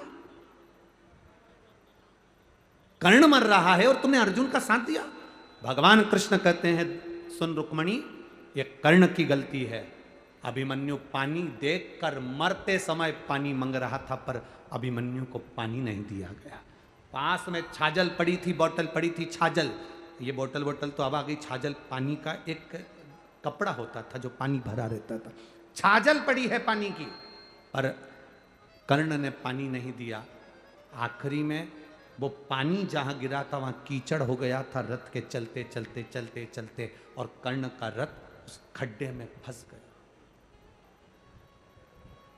मरते समय अगर जल दे देता तो कर्ण पानी के खड्डे में डूब कर नहीं मरता। मरते समय जल नहीं दे पाया। स्वामी, राजा कर्ण का रथ खड्डे में फंस गया, वो मर गया, मारा गया। 16 दिन तक राजा कर्ण का अंतिम संस्कार नहीं हुआ था। 16 दिन राजा कर्ण को अंतिम अग्नि संस्कार नहीं किया गया, अंतिम संस्कार नहीं किया। क्यों? उस युद्ध के मैदान में कोई जाने को तैयार नहीं था। उस युद्ध के मैदान में कोई पहुंचने को तैयार नहीं था। कर्ण की पत्नी वृषाली और सुप्रिया दोनों को मालूम पड़ा कि मेरा पति मर गया। कर्ण की पत्नी को मालूम पड़ा, वैशाली को और सुप्रिया को मालूम पड़ा हमारा पति मर गया। पहले कर्ण के 10 बच्चे थे, 10 लड़के थे। 10 लड़के में से 9 लड़के कर्ण के युद्ध के मैदान में मर चुके थे। केवल एक लड़का जीवित था जिसका नाम वृषकेतु था। केवल एक वृषकेतु जीवित था। और सुप्रिया जो भगवान शंकर की आराधना में डूबने वाली थी, शंकर की आराधना में रमने वाली थी, और उस सुप्रिया को मालूम पड़ा कि मेरा पति मर गया और मरे हुए आधा घंटा निकल चुका है, पति के प्राण छूट चुके हैं। कोई गिद्ध, कोई पशु, कोई पक्षी, कोई जानवर, कोई जलचर, कोई थलचर उसको ना खा जाए, उसकी गति ना बिगड़ जाए, उसके शरीर को कोई भक्षण ना कर जाए, कोई असुर उसके ऊपर आक्रमण ना कर जाए, उसके शरीर के कोई टुकड़े ना कर दे। सुप्रिया आंख से आंसू बहा रही है। कर्ण की दोनों पत्नियां वृषाली और सुप्रिया रो रही है। बेटे वृषकेतु ने आकर कहा, मां पिता मर चुके हैं, पिता शांत हो गए, पिता के प्राण छूट गए, मां पिता चले गए, पिता समाप्त हो गए। और उस जगह पर समाप्त हुए हैं जहां पर युद्ध हो रहा है, वहां से बॉडी को उठाना, शव को उठाना कठिन है। आसपास युद्ध चल रहा है, बीच में पिता और दुश्मनों का खेमा है, करा क्या जाए। सुप्रिया ने अपने बेटे वृषकेतु से कहा, केवल एक काम करो वृषकेतु, केवल एक काम कर। मेरा पति मर गया, उसके शरीर के पास में जा, युद्ध के मैदान में कहीं अगर बेलपत्र का वृक्ष हो, उस बेलपत्र के वृक्ष में से एक बेलपत्र तोड़कर मेरे पति के नजदीक में या उसके शरीर के पास ले जा। मां, उस युद्ध के मैदान में जहां पिता का शव पड़ा है, चारों तरफ युद्ध हो रहा है, कैसे जाएंगे? वो बेलपत्री का फल क्या होता है? बेलपत्री के वृक्ष की एक पत्ती का फल क्या होता है? शिव महापुराण की कथा कहती है, देव पितर शिव महापुराण की कथा कहती है कि ये पितृपक्ष 16 दिन जो कर्ण को मिले हैं वो साधारण नहीं थे। एक बेलपत्र का पत्ता वृषकेतु तोड़ता है, तोड़कर वृषकेतु युद्ध के मैदान में रथ पर सवार होकर युद्ध लड़ता लड़ता पिता के नजदीक में जाता है। रथ चलता रहता है, वृषकेतु नीचे कूद जाता है और कर्ण का 10वें नंबर का बेटा छोटा, 9 बेटे मर चुके थे राजा कर्ण के। कर्ण स्वयं मर चुका था। एक बेलपत्र उठाकर वृषकेतु ने राजा कर्ण के नजदीक में, उसके पास में उस बेलपत्र को रख दिया। उस बेलपत्र को रखने का फल क्या हुआ वो देखिए कि कर्ण के प्राण छूटने के बाद कर्ण को मरा हुआ आधा घंटा निकल चुका था। बेलपत्र रखते से ही कर्ण के प्राण यमदूत बंदी बनाकर जो लेकर गए थे, तब चित्रगुप्त महाराज के सामने प्राण खड़े थे और चित्रगुप्त महाराज ने कहा, क्या चाहते हो कर्ण? कर्ण कहता है, मुझे भूख लग रही है। राजा चित्रगुप्त ने कहा, जाओ सोने की पूड़ी लाओ, चांदी की सब्जी लाओ, हीरे की गुलाब जामुन लाओ, पीतांबर की थाली लाओ। सोने की पूड़ी, भजिया, जलेबी, हीरे और पन्ने के दिए गए तो कर्ण रोने लगा कि मैं ये कैसे खाऊंगा, मुझे अन्न तो दो। इतने में चित्रगुप्त महाराज ने कहा, तूने मृत्यु लोक में रहकर सबको सोना चांदी हीरा पन्ना दिया पर कभी अन्न का दान नहीं करा, तो तुझे अन्न मिले तो मिले कैसे, प्राप्त कैसे हो, कैसे मिलेगा? राजा कर्ण ने कहा, अगर मैं भूखा रहूंगा तो अच्छी बात नहीं, आप कृपा कर दो। क्या कृपा? बस एक कृपा कर दो कि मुझे कुछ दिन पृथ्वी पर भेज दो, जिससे मैं ब्राह्मणों का भोजन या दीन जन का भोजन करा सकूं। अब तो तुम मर चुके हो, प्राण छूट चुके हैं, मर चुके हो, प्राण छूट चुके हैं। ये अब हो ही नहीं सकती, होनी अनहोनी तो ये तो हो गई जो होना था। इतने में राजा कर्ण ने कहा, मेरी धर्म पत्नी सुप्रिया शंकर की आराधना करती थी, उसका कोई फल नहीं होगा, उसका कोई फल नहीं। चित्रगुप्त महाराज ने कहा, उसका फल अगर होता तो थोड़ी देर में देवाधिदेव महादेव इस यमलोक के नजदीक में होते। शिव नहीं आए। चित्रगुप्त महाराज क्या देख रहे हैं कि सामने से वृषभ ध्वज वृषभ पर चढ़कर, नंदी पर चढ़कर मेरे देव अधिदेव महादेव सामने से आ रहे थे। चित्रगुप्त महाराज पहचान गए कि जरूर इसकी धर्म पत्नी का पुण्य इसके खाते में, धर्म पत्नी का पुण्य इसके खाते में आया है। जैसे ही देवाधिदेव महादेव सामने आए, राजा कर्ण ने हाथ जोड़ा। हाथ जोड़कर राजा कर्ण कहते हैं, बाबा ए मेरे शंभु, ए मेरे त्रिकालदर्शी कैलाशी अविनाशी, मैंने सोना दान करा, हीरे दान करे, पन्ना दान करा, पीतांबर दान करा, अंबर दान करा, मैं अन्न दान नहीं कर पाया। बाबा मैं अन्न नहीं दे पाया। कर्ण रो रहा था, शंकर देख रहे थे। शिवजी देखकर राजा कर्ण से कहते हैं, कर्ण क्यों चिंता करता है? ए बाबू, चिंता करने की जरूरत नहीं है। तेरी धर्म पत्नी ने तेरे शव के पास एक बेलपत्र रख दी थी, वो बेलपत्र का फल ये होगा। चित्रगुप्त महाराज, अभी तक इसके प्राण या इसका शरीर समाप्त नहीं हुआ है। एक काम करो, 16 दिन के लिए इसके शरीर को किसी दूसरे का रूप धारण कराकर मृत्यु लोक में भेज दीजिए। वो बेलपत्र का फल यह था, एक बेलपत्र का पुण्य यह था। राजा कर्ण का शरीर वापिस जीवित करा गया। एक शरीर तो पड़ा रहा कर्ण का, और कर्ण दूसरा शरीर धारण कर कर संत ब्राह्मण वृंद जन, गरीब जन, दीन जन सबको भोजन कराते रहे। भोजन कराते कराते कराते कराते लाखों लोगों को कर्ण ने भोजन कराया। देव अधिदेव महादेव देखकर मुस्कुरा रहे थे कि कर्ण भोजन कराते कराते तिलक लगा रहे थे, और तिलक लगाकर गिन रहे थे। 1 ब्राह्मण को भोजन कराया, 2 ब्राह्मण को भोजन कराया, 3 ब्राह्मण को भोजन कराया, 4 ब्राह्मण को भोजन कराया, 5 ब्राह्मण को भोजन कराया, 5 संतों को भोजन कराया, 5 गरीब दीन को भोजन कराया। देव अधिदेव महादेव ने डमरू का नाद करा, डमरू का नाद कर कर बाबा जी ने कहा, अरे कर्ण, अगर तिलक लगाएगा तो 1 ब्राह्मण की गिनती में केवल 1 ब्राह्मण आएगा। श्राद्ध पक्ष के अंदर अगर तू ब्राह्मण को भोजन करा रहा है तो तिलक लगाने की जरूरत नहीं, तो 1 ब्राह्मण को भोजन कराएगा और बिना तिलक के दक्षिणा देगा तो 1000 ब्राह्मण का फल प्राप्त कर लेगा। कितना सुंदर कहा।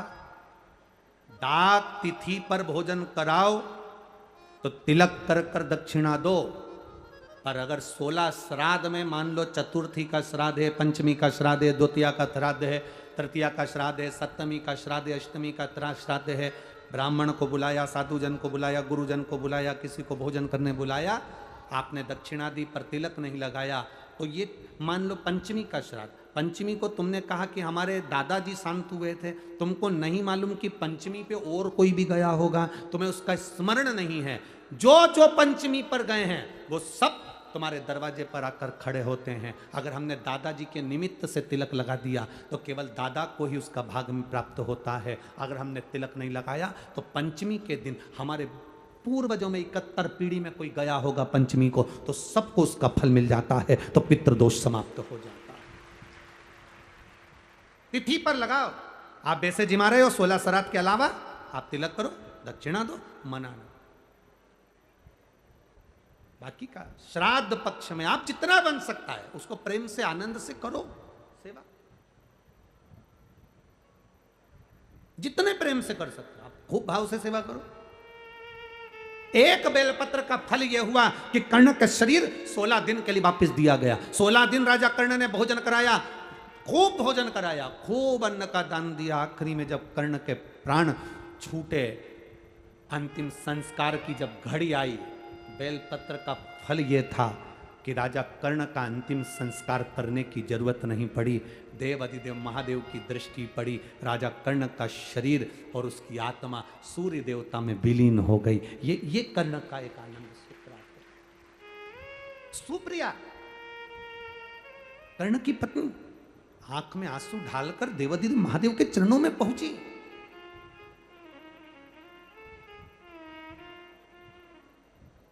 क्या मेरा पति नरकों का भोग भोग रहा?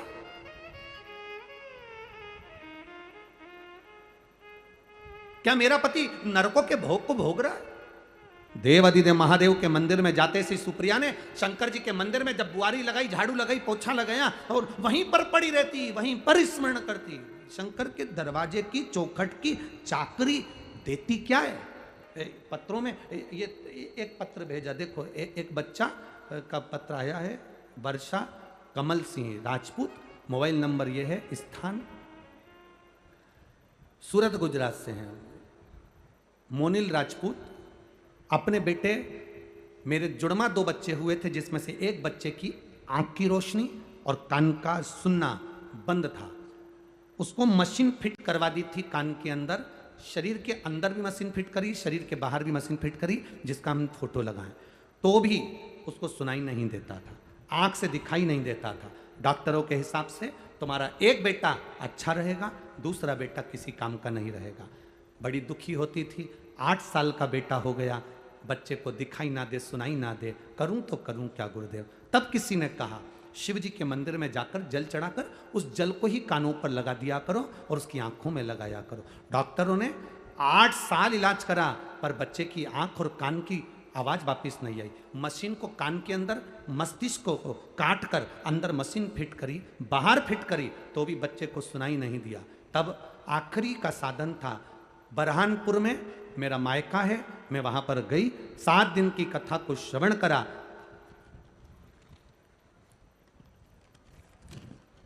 बच्चे का फोटो लगा है, वो आप लोग एलईडी पर देख सकते हैं, और आस्था चैनल पर इस बच्चे के फोटो को आप आस्था चैनल पर भी देख सकते हैं और एलईडीओं पर भी देख सकते हैं। एलईडी वाले भैया भी इसको आप दिखा सकते हैं।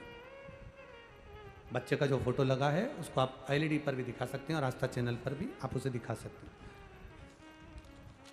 बरहानपुर में कथा थी जिसको मैं सुनने के लिए गई, और बरहानपुर की कथा सुनकर आई, बाबा को प्रार्थना कर कर आई, बाबा इसकी आंख की रोशनी और कानों की आवाज़ आप वापस देना। बस 15 दिन निकले थे और बाबा की कृपा से मेरे बेटे की आंख की रोशनी भी आई और कानों की आवाज़ भी आई। मैं बाबा को प्रणाम करती हूँ। ये शिव तत्व है। ओ घड़ी शंकर की करुणा, शंकर की कृपा, शंकर की कथा। एक पत्र बड़ा सुंदर आया है, देखिए। मेरा नाम वंदना कुशवाहा है, पति योगेंद्र कुशवाहा है, महावीर नगर फर्स्ट कोटा। कहीं बैठी हैं आप ही हैं? दोनों हाथ हिला दो एक बार। श्री शिवाय नमस्तुभ्यम। गुरुजी कोटा से रहने वाले हैं गुरुदेव। 20 साल से सोराइसिस की बीमारी थी गुरुजी। सोराइसिस की बीमारी एक ऐसी बीमारी है गुरुजी, डॉक्टर के हिसाब से ये मरते दम तक रहती है। शरीर की फुकड़ियाँ निकलती हैं, शरीर में से चर्म निकलती है, खाल निकलती रहती है, खुजालते रहते हैं, पर वो सोराइसिस की बीमारी कितनी भी इलाज करा लो नहीं जाती। 20 साल से ये बीमारी थी। 2019 से आपकी कथा सुनना प्रारंभ करी गुरुदेव। सारे डॉक्टरों का इलाज करवाया पर आराम नहीं लगा। बाबा की कृपा का मैं क्या गुणगान करूं। आप कहते हो मंदिर में जाओ, मंदिर की सफाई करो। मैंने मंदिर की सफाई करना प्रारंभ करा, झाड़ू पोछा करना प्रारंभ करा, मंदिर में शिव जी का श्रृंगार करना प्रारंभ करा, बाबा को चढ़ा हुआ जल शरीर पर छींटना प्रारंभ करा। गुरुदेव जो बीमारी 20 साल से ठीक नहीं हुई, बाबा की कृपा से अब मैं बिल्कुल ठीक हो चुकी हूँ, इसलिए बाबा को प्रणाम करने आई। मेरा शरीर बाबा ने अच्छा कर दिया। अब मेरे शरीर में सोराइसिस नहीं रही गुरुजी। मैं खुद कथा के पंडाल में इस शरीर को लेकर आई हूँ, दिखा सकती हूँ। ठीक हो बाबू, दोनों हाथ ऊपर कर दो एक बार। हर हर महादेव, श्री शिवाय। एक पत्र बड़ा सुंदर आया है, वो भी देख लीजिए। सुषमा यादव कोटा राजस्थान से, कहीं बैठी हो तो हाथ हिला सकती हैं। सुषमा यादव कोटा राजस्थान की रहने वाली हूं। मेरा पता है गोपाल मील की चाली, रंगपुर रोड, कोटा। ठीक है, हाँ कहीं बैठी हैं क्या? कहीं बैठी हो तो हाथ हिला सकती हैं। अच्छा इधर बैठी हैं क्या? कहाँ बैठी हैं? हाँ हिला दो हाथ दीजिए। ठीक है, हाँ बाउंड्री पे हैं। ठीक है, हाथ हिला दो वहीं से। ठीक है ठीक है, दिख गए हो। गुरुजी मैं सुषमा यादव कोटा राजस्थान की रहने वाली हूँ। मेरा पता गोपाल मील की गली गोपाल मील की चाली, रंगपुर रोड, कोटा है। मेरा मोबाइल नंबर यह है। मेरा बेटे का फोटो लगा रही हूँ गुरुजी। एक लोटे जल का मैं क्या वर्णन करूं गुरुदेव। मेरा बेटा प्रदीप यादव 2014 से सरकारी नौकरी की तैयारी कर रहा था, पर उसकी नौकरी नहीं लग पा रही थी। 1 नंबर 2 नंबर से रह जाता था। बेटा हार चुका। आखिरी में उसने कह दिया माँ अब एक भी एग्जाम नहीं दूंगा क्योंकि मैं पास नहीं होता। मैंने बेटे से कहा तू चिंता मत कर, 2014 से अगर तू प्रैक्टिस कर रहा है, इतना प्रयास कर रहा है, वो सियोर वाला महाराज जिसकी कथा मैंने सुनना चालू करी है अभी 2021 है, तो वो कहता है एक बार दिल से कथा सुनो, शंकर के मंदिर जाना चालू करो, बाबा सुनता जरूर है। मेरे बेटे से मैंने शिव मंदिर में जाने को कहा, 1 लोटा जल चढ़ाने को कहा। बाबा की कृपा का मैं क्या गुणगान करूं गुरुदेव। बेटा जाता था, मंदिर में जो बेकार दिए रखे रहते थे उनको उठाकर साइड में रख देता था। मंदिर पे चौखट पर गाय गोबर करके चली जाती थी तो बेटा पानी डालकर साफ कर देता था। गुरुजी मैं क्या वर्णन करूं। मेरे बेटे ने 2021 से बाबा के चरणों की सेवा चालू करी। अमृतसर पंजाब में रेलवे की नौकरी 2023 में उसकी लग गई है। मैं बाबा को यहाँ प्रणाम करने के लिए आई हूँ। बेटे का फोटो भी लगाया है जिसके बेटे की नौकरी लगी। बधाई आपको बाबू, बहुत बहुत। दोनों हाथ हिला दो एक बार। श्री शिवाय नमस्ते। ये शंकर औघड़ी है, त्रिकालदर्शी, कैलाशी, अविनाशी। हम तो कहेंगे ये कथा संदीप जी शर्मा विधायक जी अगर करवाए हैं तो कहीं ना कहीं कोटा वालों पर मथुराधीश की, द्वारकाधीश की और भगवान देवाधिदेव महादेव की कृपा हुई है। ये कथा यहाँ ये बहुत बहुत साधुवाद है संदीप जी शर्मा जी आपको कि पितृपक्ष में कोटा की धरा पर आप इस कथा को लेकर आए हो, इसके लिए साधुवाद है। और मेरी माताओं, मेरी जीजियों, मेरे भाई और मेरे जीजाओं जितने बैठे हो, सावधानी से सुनना। बहुत थोड़े समय की कथा है, जितनी ले सकते हो जिंदगी में लो। बिना बात विवाद के आप इस कथा को ग्रहण करें। हो सकता है हमारी बात का आपको बुरा लगे, पर देखो इंजेक्शन मार, छोटे से बच्चे को इंजेक्शन लगवाती है तो माँ का दिल दुखता है। छोटा सा है, सिस्टर आराम से लगाना, डॉक्टर आराम से लगाना, छोटा सा है। पर सिस्टर डॉक्टर जानते हैं अगर इंजेक्शन सही से नहीं लगाऊंगी तो कहीं इसको पोलियो ना हो जाए, कहीं इसका शरीर बेकार ना हो जाए, कहीं से चेचक की बीमारी ना हो जाए। सिस्टर उसको गोद गोद के लगाती है जिससे ये बच्चा बाद तक, आखिरी तक अच्छा लगे। हमारी बात का बुरा लगे तो ये समझना भोलेनाथ जी इंजेक्शन जरा गोद गोद के लगा रहे हैं, इसलिए थोड़ा सा लग रहा है। तुम्हारी जिंदगी संवर जाए, तुम्हारा जीवन बड़ी मुश्किल से तो कोटा में आना हुआ, और कोटा मिली है कथा तो ले लो, जितना ले सकते हो बटोर लो इसको, जितना ले सकते। खाली न जाता कोई दर से तुम्हारे, मैं भी खड़ी हूँ नन्ही बाहें अपने हृदय से लगा लो, गिरा जा रहा हूँ उठा लो, भोले अपने दर से अब तो न टालो, गिरी जा रही हूँ उठा लो।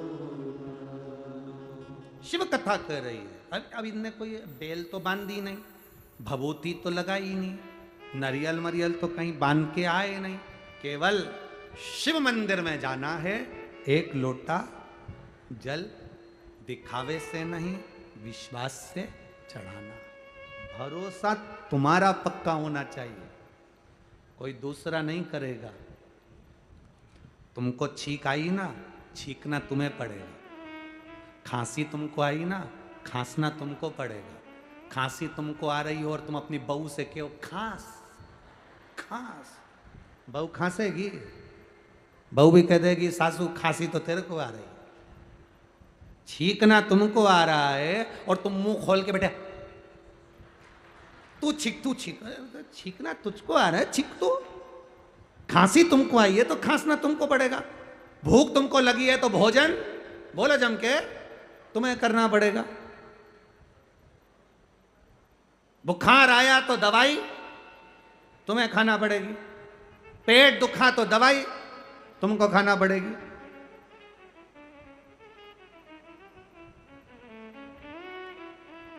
कर्म तुम्हारे बेकार हैं, उसको कोई दूसरा नहीं काटेगा।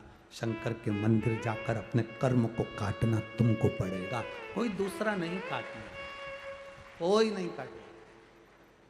मत बुरे कर्म कर बंदे वरना पछताएगा, भगवान की आंखों से तू बच नहीं पाएगा, तू बच नहीं। अरे ओ अज्ञानी मत करना, अपने कर्म का भोग अपने को भोगना। सुप्रिया शंकर की आराधना में लगी रहती थी, शिव की स्तुति में।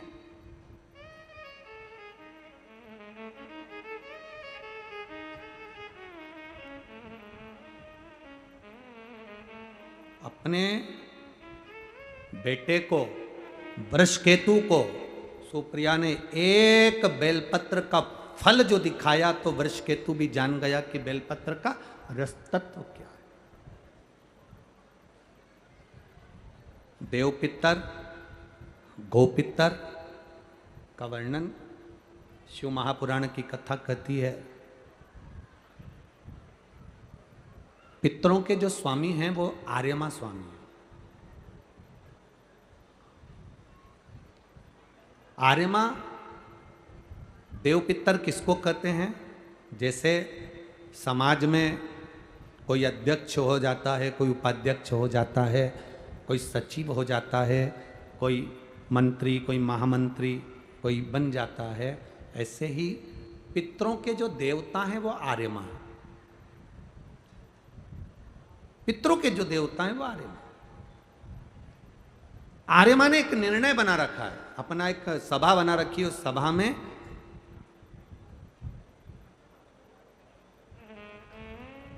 जो जीव अच्छा कर्म कर कर जाता है उसको एक पद पर प्रतिष्ठित कर दिया जाता है, जिसको देव पितर कहते हैं।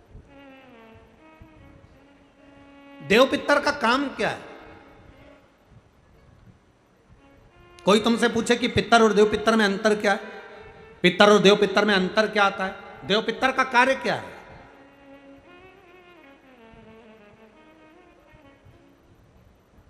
हम जब भी कोई पूजन करते हैं तो कहते पितृ देवता, बोलते कि नहीं बोलते? पर आज तक हम अब यह नहीं बोलते कि देव पितर का कार्य क्या, देव पितर क्या है।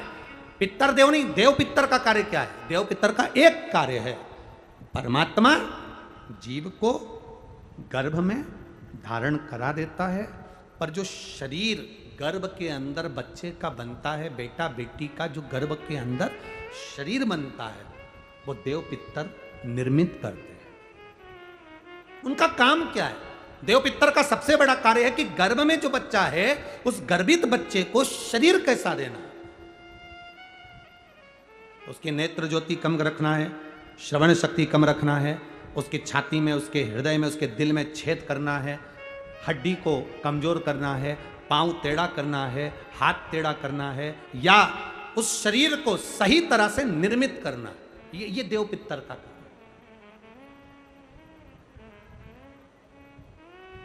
ये देव पितर का काम।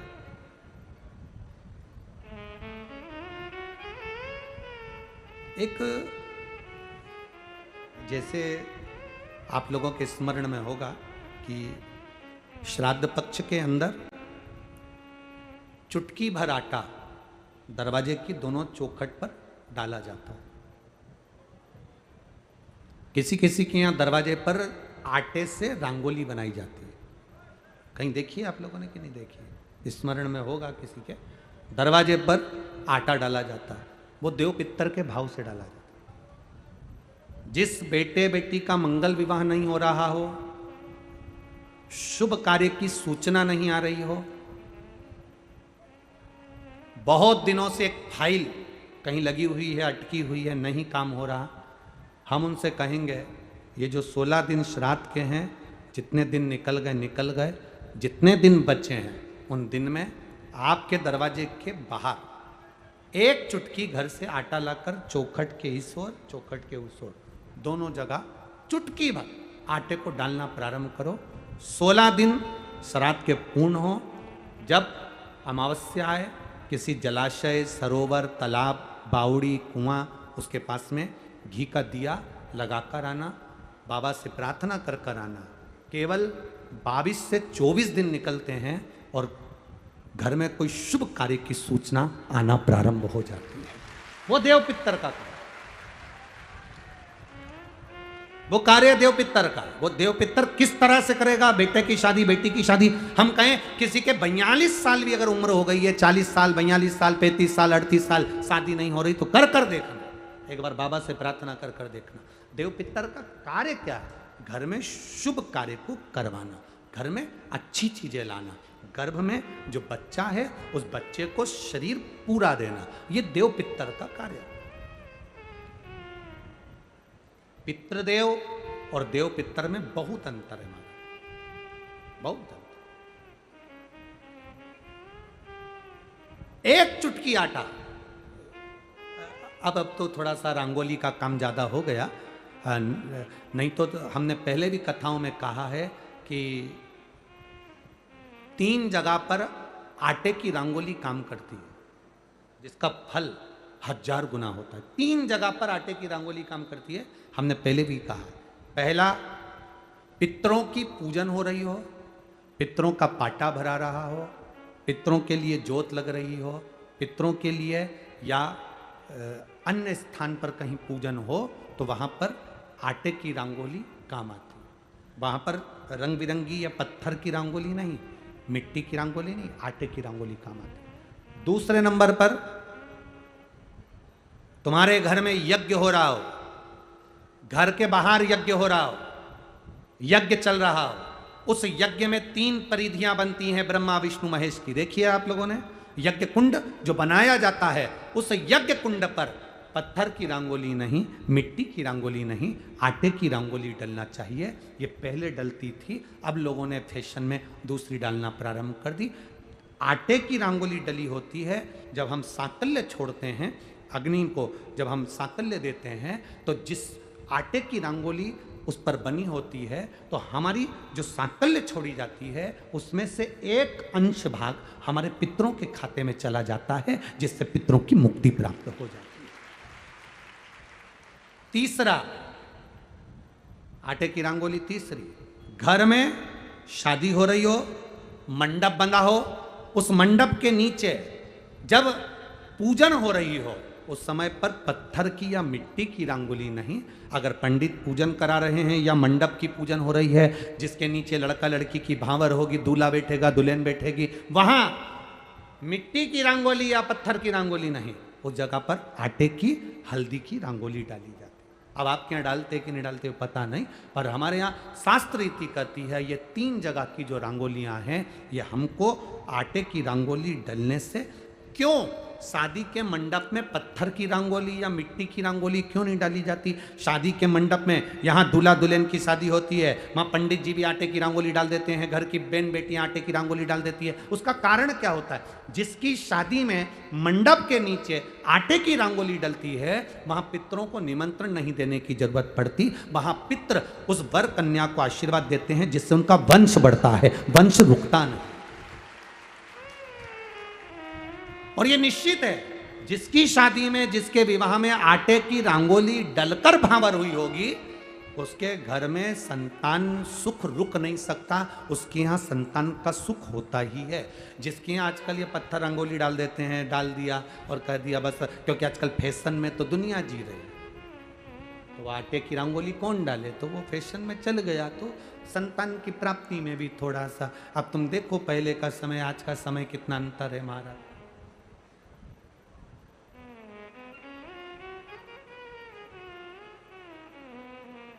पहले के समय में संतान का सुख शादी के 1-2 साल में प्राप्त हो जाता था। आज के समय में संतान का सुख जब तक डॉक्टर के यहाँ दोनों जांच नहीं करा कर जाए, दिखा कर नहीं आ जाए। सब लोग कह रहे हैं डॉक्टर साहब जरा देखो संतान, डॉक्टर साहब बोले जांच करना पड़ेगी, बहू की भी जांच हुई, बेटे की भी जांच हुई, सब अच्छा है, उसके बाद भी संतान का सुख नहीं, उसके बाद भी संतान की प्राप्ति नहीं। शिव तत्व को जानने, शिव महापुराण की कथा कहती है 3 जगह आटे की रंगोली की मूलता है। बोलेंगे आप लोग। पहला स्थान दरवाजे की चौखट, दूसरा स्थान बोलते जाओ जल्दी यज्ञ कुंड, तीसरा स्थान शादी का मंडप, जहां पर भले चुटकी भर आटे की रंगोली बने पर वो जरूरी है। 3 स्थान आटे की रंगोली के लिए। ये उसी तरह है जैसे तुम्हारे दरवाजे पर तुम मोती की बंदरवाल लगा लो, चमकदार बंदरवाल लगा लो, हाथ से बनी हुई बंदरवाल लगा लो, पर जब तक तुम आम के पत्ते की बंदरवाल नहीं लगाते तब तक घर में लक्ष्मी का प्रवेश नहीं होता है। आम के पत्ते की बंदरवाल।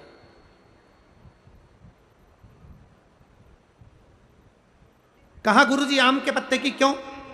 तो शास्त्र कहता है, शिव महापुराण में उमाखंड कह रहा है,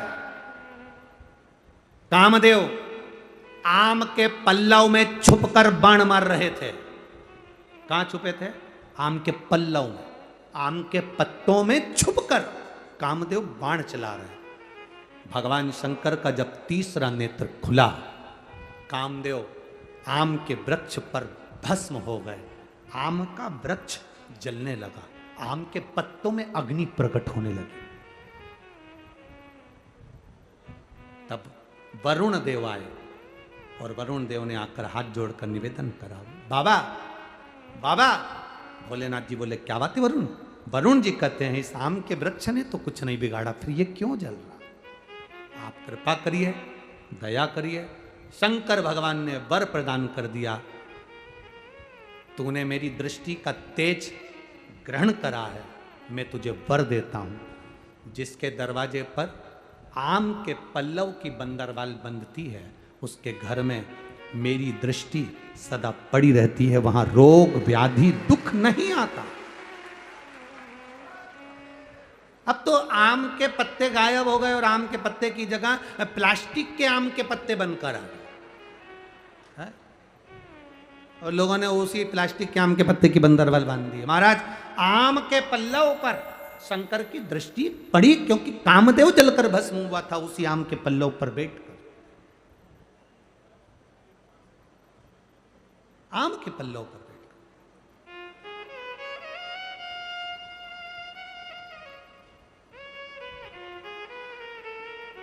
महाराज शिव कथा कर रही है, भगवान शंकर का संवाद कर रहा है।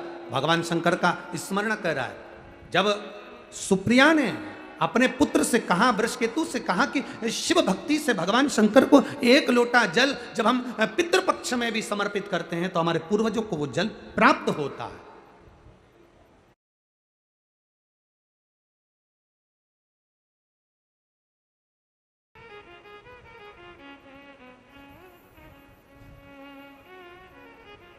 तेरी कृपा बिना न हिले एक भी, लेते हैं श्वास तेरी कृपा से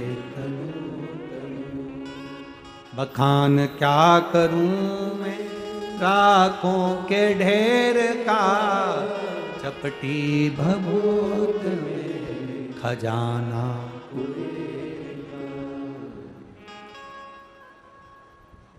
एक लोटे जल से पितरों की तृप्ति है। कैसे महसूस करोगे? तारकासुर के पिता बजरंगासुर, तारकासुर के पिता का नाम था बजरंगासुर। तारकासुर की मां बजरंगासुर की पत्नी बारंगी। जब बजरंगासुर मर गया, बारंगी वन में घूम रही थी, भ्रमण कर रही थी। और बारंगी जब वन में भ्रमण कर रही थी तो उसको ऐसा महसूस होता था कि कोई मेरे साथ चल रहा। बारंगी ने ये बात अपने पुत्र तारकासुर से कही कि मुझे ऐसा लगता है कि मेरे साथ कोई चलता है, मैं अकेली बेधव्य विधवा भ्रमण करती हूं और कोई मेरे साथ है। तारकासुर ने कहा, मां आप चिंता मत करो, अब की बार तुम वन में अगर विचरण करने के लिए जाओगी, वन में अगर घूमने के लिए जाओगी तो तुम्हारा पुत्र तारकासुर तुम्हारे साथ जाएगा। बारंगी ने कहा ठीक है। बारंगी वन में फिर विचरण करने घूमने के लिए गई तो बारंगी वन में एक वृक्ष के नीचे विश्राम की अवस्था में सो गई। स्वप्न में बारंगी को बजरंगासुर नजर आया और बहुत बहुत रो रहा है, बहुत मेरी गति। शिव महापुराण की कथा कहती है पितरों के स्वप्न का वर्णन किया गया।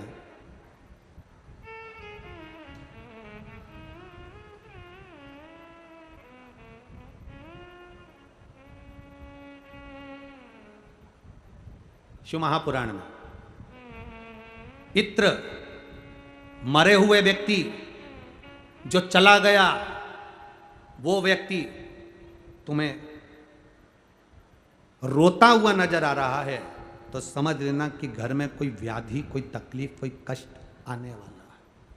पितृ अगर रोते दिख रहे हैं तो व्याधि कष्ट आने वाला है। पितृ हंसते हुए नजर आ रहे हैं तो समझ लो कोई सुख की घड़ी हमारे यहां आने वाली। और पितृ स्वप्न में अगर कह रहे हैं कि मुझे भूख लग रही है, प्यास लग रही है, पानी पिला दो, भोजन करा दो, समझ लो घर में कोई बड़ी बीमारी प्रवेश करने वाली है। उस बीमारी का प्रवेश हमारे घर में हो रहा है। पितृ गए हुए जीव, पितृ घर में अगर भ्रमण करते नजर आ रहे हैं, पूरे घर में घूमते हुए नजर आ रहे हैं, छत पर, कमरे में, कक्ष पर, अपने परिंदे पर, रसोई घर में काम करते नजर आ रहे हैं, व्यापार में, व्यवसाय में पितृ भ्रमण करते, जो गया हुआ जीव है वो घूमता नजर आ रहा है।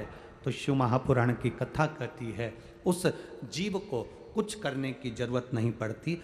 पितृ घूमते हुए जब नजर आते हैं, जब हमारे पितृ पितृलोक में आराम से निवास करते हैं और आनंद से रहते हैं। 4 तरह के स्वप्न हैं, रोता हुआ देखना, हंसता हुआ देखना, भ्रमण करते हुए देखना, भूख और प्यास में व्याकुल देखना। इन चारों स्वप्न के लिए शिव महापुराण की कथा कहती है ये 4 स्वप्न पितरों के। आप में से ऐसा नहीं कि कोई के सपने में नहीं आते। किसी को लगता है मेरे पीछे कोई आ रहा है, रात को एकदम सो रहे हो और सोते सोते भरचक नींद में सो रहे हो और एकदम तुम्हारी नींद चपट कर कोई स्वप्न देखते देखते या अचानक एकदम चटकार खुल जाए, समझ लेना कि कि कोई पितृ की कृपा आप पर हुई है, कोई अनहोनी होने वाली थी, इसलिए उसने जगा दिया, जगा कर तुमको चेता दिया। ये पितृ कृपा से जगा कर चेता दिया उसने, ये पूर्वजों की कृपा से, पितृ कृपा से होता।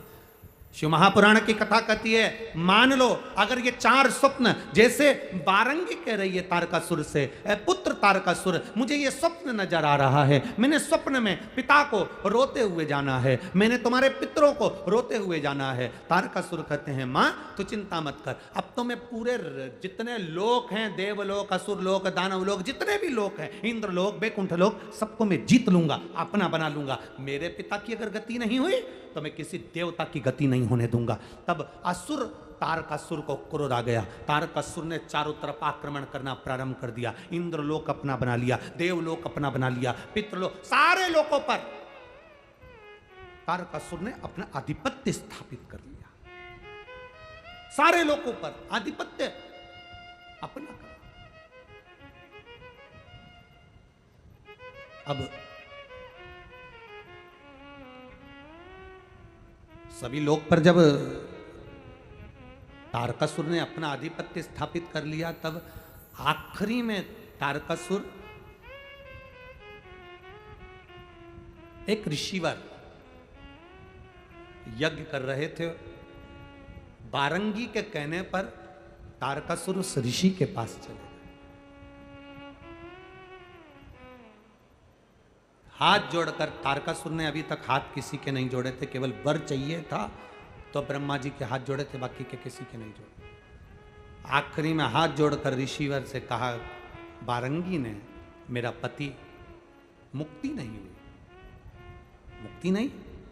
तो कहा, ऋषिवर बोले कि एक काम करो कि पितरों के निमित्तार्थ भोजन की व्यवस्था किसी दीन को, किसी गरीब को, किसी दुखी को, किसी ब्राह्मण जनादि को करो। अब तारकासुर अगर किसी को निमंत्रण देगा तो कोई ब्राह्मण भोजन करने आएगा क्या? जम के तो बोलो जरा। कहीं का डाकू जैसा स्वभाव वाला व्यक्ति किसी को खाना खाने बुला ले, ए महाराज, कल हमारे दादाजी मर गए थे, उनका भोजन है, सीधी तरीके से आ जाना।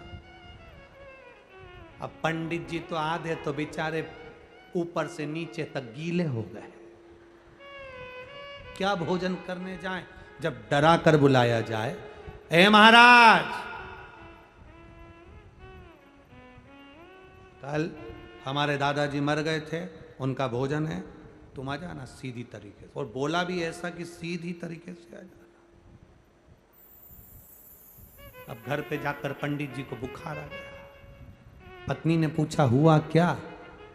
क्या हुआ? उसने बुलाया है, एक तो बोलता गंदा, ऊपर से अगर जरा सी भी गलती हो जाए तो मारने काटने दौड़ता। पत्नी बोली, तुम चिंता मत करो। और कंजूसड़ा इतना कि 1 रुपया तो छाती से छूट जाए, दूसरे का उठा के लिया आता। अब दुख इतना हो रहा है कि हम खाना खाने गए और हमारी धोती और कुर्ता भी ले लिया। तो पंडितायन ने कहा, तुम चिंता मत करो, तुम तो भोजन करने जाओ। चले जाऊं? हाँ।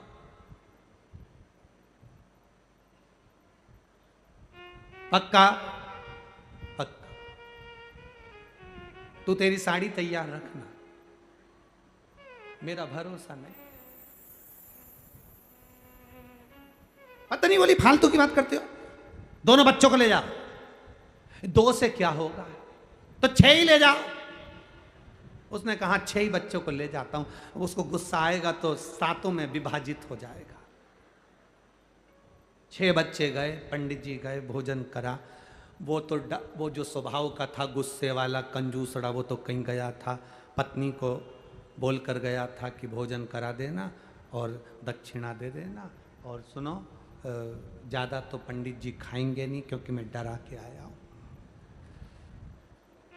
पत्नी ने कहा, तुम चिंता मत करो, मैं भोजन करा दूंगी। पंडित जी आए, पंडित जी ने भोजन करना प्रारंभ करा। पंडित जी बिल्कुल नहीं खाए क्योंकि उनको तो डर इतना था। पर बच्चों को क्या डर था? वो तो जितना घर में बना था सब निपटा गए। बच्चों को क्या डर था? दक्षिणा दी। पंडित जी ने पूछा, सेठ जी नहीं दिख रहा है? आते होंगे।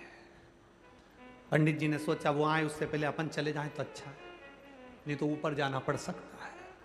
बच्चों ने इतना खाया है, बच्चे इतने समझदार थे, उन्होंने अपनी मम्मी के लिए भी पूरन पोली, मालपुआ, पूड़ी सब जेब में भर ली थी। ले गए। सेठ जी आ गए, बहुत गुस्सेला था। आते से पूछा, पंडित जी खा गए? हाँ। ला रोटी ला मेरे लिए। पत्नी बोली, कुछ नहीं बचा। कहां गया? वो पंडित तो कम खाता, मैं डरा के इतना आया था। उसने तो बेचारे ने डर के मारे पसीना बह रहा था, 2 रोटी खाई, पर उसके साथ में 6 आए थे, पूरा खा गए। इतने में पति तो उड़ देखा ना पूर, उठाई बंदूक, पंडित के घर दौड़ा। पति ने जाकर कहा पत्नी से, बहुत गंदा आदमी आता होगा। पत्नी बोली, तुम टेंशन मत लो, तुम तो खा के आ गए ना, पलंग पे सो, चद्दर ओढ़ो, बाकी के मैं निपट लूंगी, तुम सो। आते से उसने, पंडित पंडित जो दरवाजा बजाया। पत्नी रोती हुई बाहर आई, आग लग जा, ना जाने मेरे पति को क्या खिलाया था, खा के मर गया, खाते से ही मर गया, तेरे यही से खा के आया था। और पत्नी ने उसके कपड़े पकड़े और उसको थाने ले जाने लगी। इतने में उसने तुरंत कहा, जी जी तेरे हाथ जोड़ो, जेब में से कमाई करके लाया था 50,000 रुपए, ये रख ले, किसी से मत कहना, फिर पाँव पड़ो तो किसी से मत कहना। इतने में पत्नी रोती हुई, चले जा मेरे घर से। उसने बंदूक जेब में रखी, चुपचाप अपने घर चले गया। पत्नी ने अपने पति से कहा, उठ जा उठ जा, उठा। इसीलिए हमारे यहाँ नियम है, पंडित जी से पंडिताइन बहुत तेज होती है।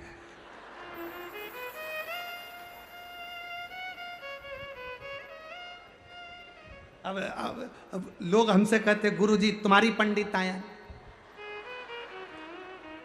हम कहे आके देखो, तुम भी पधारो।